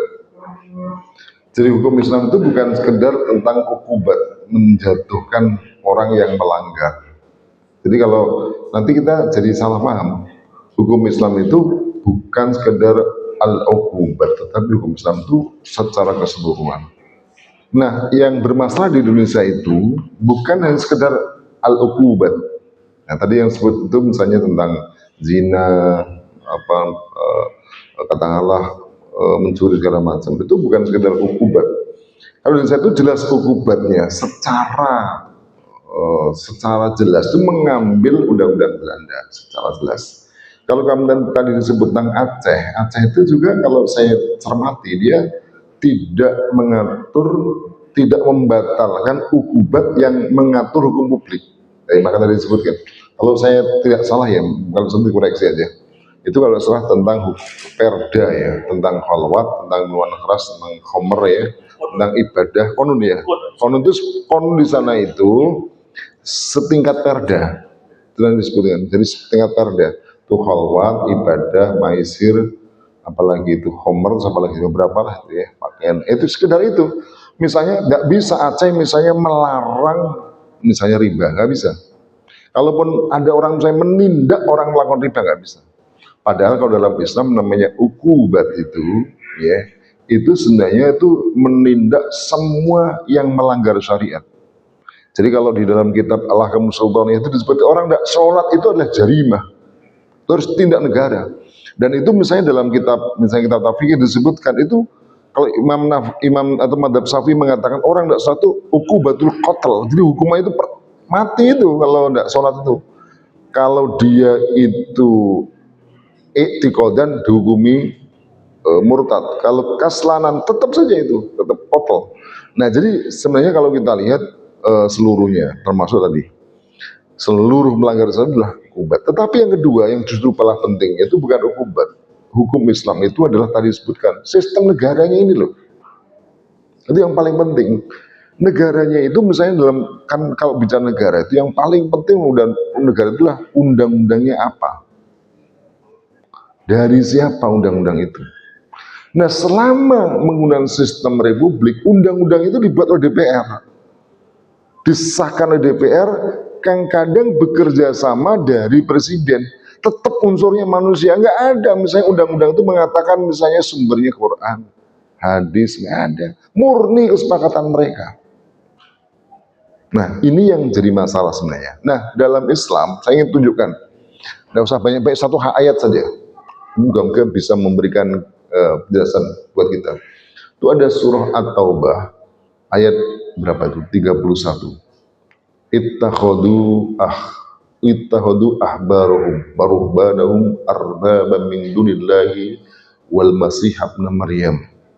Mereka orang-orang Yahudi Nasrani itu menjadikan rohib dan ahbar ya, ahbar pendeta-pendeta, rohib mereka sebagai Tuhan-Tuhan, arbaban min dunillah, Tuhan selain Allah SWT. Nah, ayat itu menjadi jelas apa sih yang sebetulnya arbaban, Tuhan selain Allah itu apa. Itu ada dalam berbagai tafsir, tapi itu ada satu, saya kutip aja tafsirnya Ibnu Katsir, itu diceritakan ada namanya Adi bin Hatim. Adi bin Hatim datang kepada Rasulullah dalam keadaan memakai kalung salib. Lalu kemudian Rasulullah membaca ayat itu, lalu kemudian dia membantah. Hum lam ya'buduhum. Mereka orang-orang yang Nasrani tidak menyembah kepada pendeta-pendeta rohim-roh mereka. Rasulullah mengatakan bala. Innahum harramu alaihimul halal wa hallu lahumul haram wa dzalika innahum harramu alaihimul halal wa hallu lahumul haram wattaba'uhum. Mereka Yahudi Nasrani pendeta itu menghalalkan yang haram atas pendeta mereka, atas umat mereka. Demikian juga mereka mengharamkan apa yang halal, menghalalkan apa yang mereka. Wattaba'uhum, mereka ngikut saja apa yang dikatakan oleh rohib dan pendeta itu, yaitu tahlil wa tahrim. Nabi mengatakan wadzalika ibadatuhum iyyahum, tindakan mengikuti apa saja yang diharamkan oleh pendeta dan rohib mereka, itulah tindakan ibadah kepada mereka. Coba sekarang kita lihat, tadi contoh misalnya riba Allah haramkan, oleh undang-undang dihalalkan. Siapa yang menghalalkan? Ya DPR MPR itu. Berbagai itu mereka menghalalkan. Zina haram, mereka halalkan. Halal haram boleh tidak boleh. Jawaz itu. Dan sehingga mereka itu sebenarnya kedudukan mereka sebagai arbabam min dunillah. Nah, oleh karena itu sebenarnya kalau kita bicara tentang sistem Islam bukan hanya sekedar bicara ujung yakni ukubat, tetapi juga sistem pemerintahan, sistem ekonominya, sistem pendidikannya dan seterusnya yang itu semua wajib diatur dengan Islam. Baru itu bisa. Nah, pertanyaannya gini, kan yang bisa kita jalankan hanya seperti itu. Gini aja. Di pertama kita harus melihat pada ayat yang merintahkan umat Islam itu mengambil Islam secara kafah. Ya ayyuhalladzina amanu dkhulu fis-silmi kafah wa la tattabi'u khutuwatis syaitan innahu lakum aduwwun mubin. Sungguhnya dia musuh nyata. Ikuti masuk Islam secara kafah dan jangan ikuti langkah-langkah setan. Ada satu penjelasan yang menarik dalam beberapa tafsir itu. Kenapa ayat itu turun? Ayat itu turun karena ada orang-orang sebelum ahli kitab yang mereka sekalipun sudah masuk Islam, mereka ingin menerapkan hukum Taurat. Dan akhirnya turun ayat itulah. Maka disimpulkan kata Ibnu Jarir At-Tabari bahwa termasuk khutuwatis syaitan, langkah setan adalah mengikuti milal sebelum Islam. Coba bayangkan, Nasrani itu warisan dari Nabi Isa, Yahudi itu warisan dari Nabi Musa. Itu saja, itu langkah setan yang nggak boleh diikuti, apalagi mengikuti kapitalisme, demokrasi, segala macam yang buatan manusia tadi yang tak ada ujung panggilan Allah Subhanahu Wa Taala. Nah, maka terakhir ini kalimat terakhir ini ya sudah. Ya, kontribusinya apa? Sebenarnya tadi betul dengan Bapak, itu harus ada kekuatan politik. Cuman politik itu harus sebenarnya semua politik itu tumbuhannya pada rakyat. Politik, maksudnya partai politik misalnya bisa mengubah. Kalau apa? Dapat suara banyak. Kenapa dapat suara banyak? Rakyat mendukung. Kan begitu sebenarnya. Kalau rakyat mendukung, meskipun dibuat partai politik, ya partai gurem kecil nggak bisa mengubah. Meskipun tidak ada partai, rakyat mendukung, itu akan ada perubahan. Oleh karena itulah, kalau tadi misalnya atas atau bawah sebenarnya, itu justru kita bicara umat. Umat yang kita ubah pikirannya sebenarnya. Karena tidak mungkin umat itu menginginkan khilafah kalau mereka tidak paham tentang khilafah. Maka kalau ditanyakan apa kontribusi yang harus dilakukan sekarang, sebarkan sebanyak-banyaknya tentang khilafah ini ke tengah umat. Apapun profesi kita, apapun kegiatan kita, harus menyebarkan, menyampaikan, sehingga menjadi tuntutan umat. Seperti yang tadi ceritakan Pak Hasibuan tadi, saya di Aceh. Kenapa bisa ada katakanlah undang-undang tadi di Aceh? Karena ada tuntutan masyarakat tadi. Sampai syahid berapa orang tadi. Dan kenapa ada tuntutan? Karena mereka paham itu sebagai sebuah kewajiban. Andai mereka tidak menganggap itu sebuah kewajiban, tidak akan mereka melakukan itu. Nah, keyakinan ini sebagai kewajiban, inilah yang harus ditularkan. Bukan hanya di Aceh, tetapi juga di seluruh rakyat Indonesia, bahkan bukan hanya seluruh Indonesia, di seluruh kaum muslimin. Tetapi harus kita ingatkan bahwa ini tidak akan bisa, sulit kalau itu bergerak individual. Bagaimana mereka orang-orang kafir tadi disebutkan bersatu, sementara umat Islam bersendirian bergerak. Jadi berkesebelasan, mereka itu kesebelasan. Umat Islam sekalipun sepintar Ronaldo, kalau cuma dewean gelang-gelang sini, ya gampang beda oleh musuh, galgul aja itu orang sendiri. Maka tidak mungkin umat Islam dalam berjuang itu kecuali harus berjamaah. Ini sebenarnya kuncinya untuk menyebarkan Islam tadi. Sampai kemudian, kalau menurut saya, sampai kapan? Sampai Allah SWT memberikan pertolongan. Jadi kalau tanya apa sumbangsi kita, kalau kita punya sekolah, berikan sekolah. Kalau kita masjid, berikan masjid. Kalau kita punya apa saja, berikan untuk menyebarkan tentang khilafah ini sampai kemudian khilafah itu menjadi matlabul umat, menjadi tuntunan umat. Dan kalau sudah umat menuntut, saya kira tidak ada seorang pun yang bisa menghadapinya, termasuk penguasa-penguasa yang ada. Mereka akan jatuh. Jangankan cuma Jokowi, jangan cuma Prabowo, Soeharto saja jatuh ketika rakyat sudah tidak menginginkan. Itulah sebenarnya umat Islam. Dan yang terakhir sebenarnya yang harus kita pegang teguh, Berkhilafah itulah janji Allah Subhanahu wa taala yang pasti terlaksana. Takbir. Maka sebenarnya kita menjadi semangat karena sisi kewajiban dan sisi yang lain menyongsong apa yang dijanjikan Allah Subhanahu wa taala. Demikian sampaikan. Assalamualaikum warahmatullahi wabarakatuh. Menjadi konsisten dari Ustaz Lala. Baik, saya punya 3 nanti saya akan berikan kepada yang berikan pertanyaan. Jadi kita tolong Ustaz, nanti saya pilih orangnya, 3 orang yang akan menerima buku ini. Buku ini kalau harganya hari ini 100.000, besok 170, besok harga naik. Bukan rumah aja harga naik. Buku juga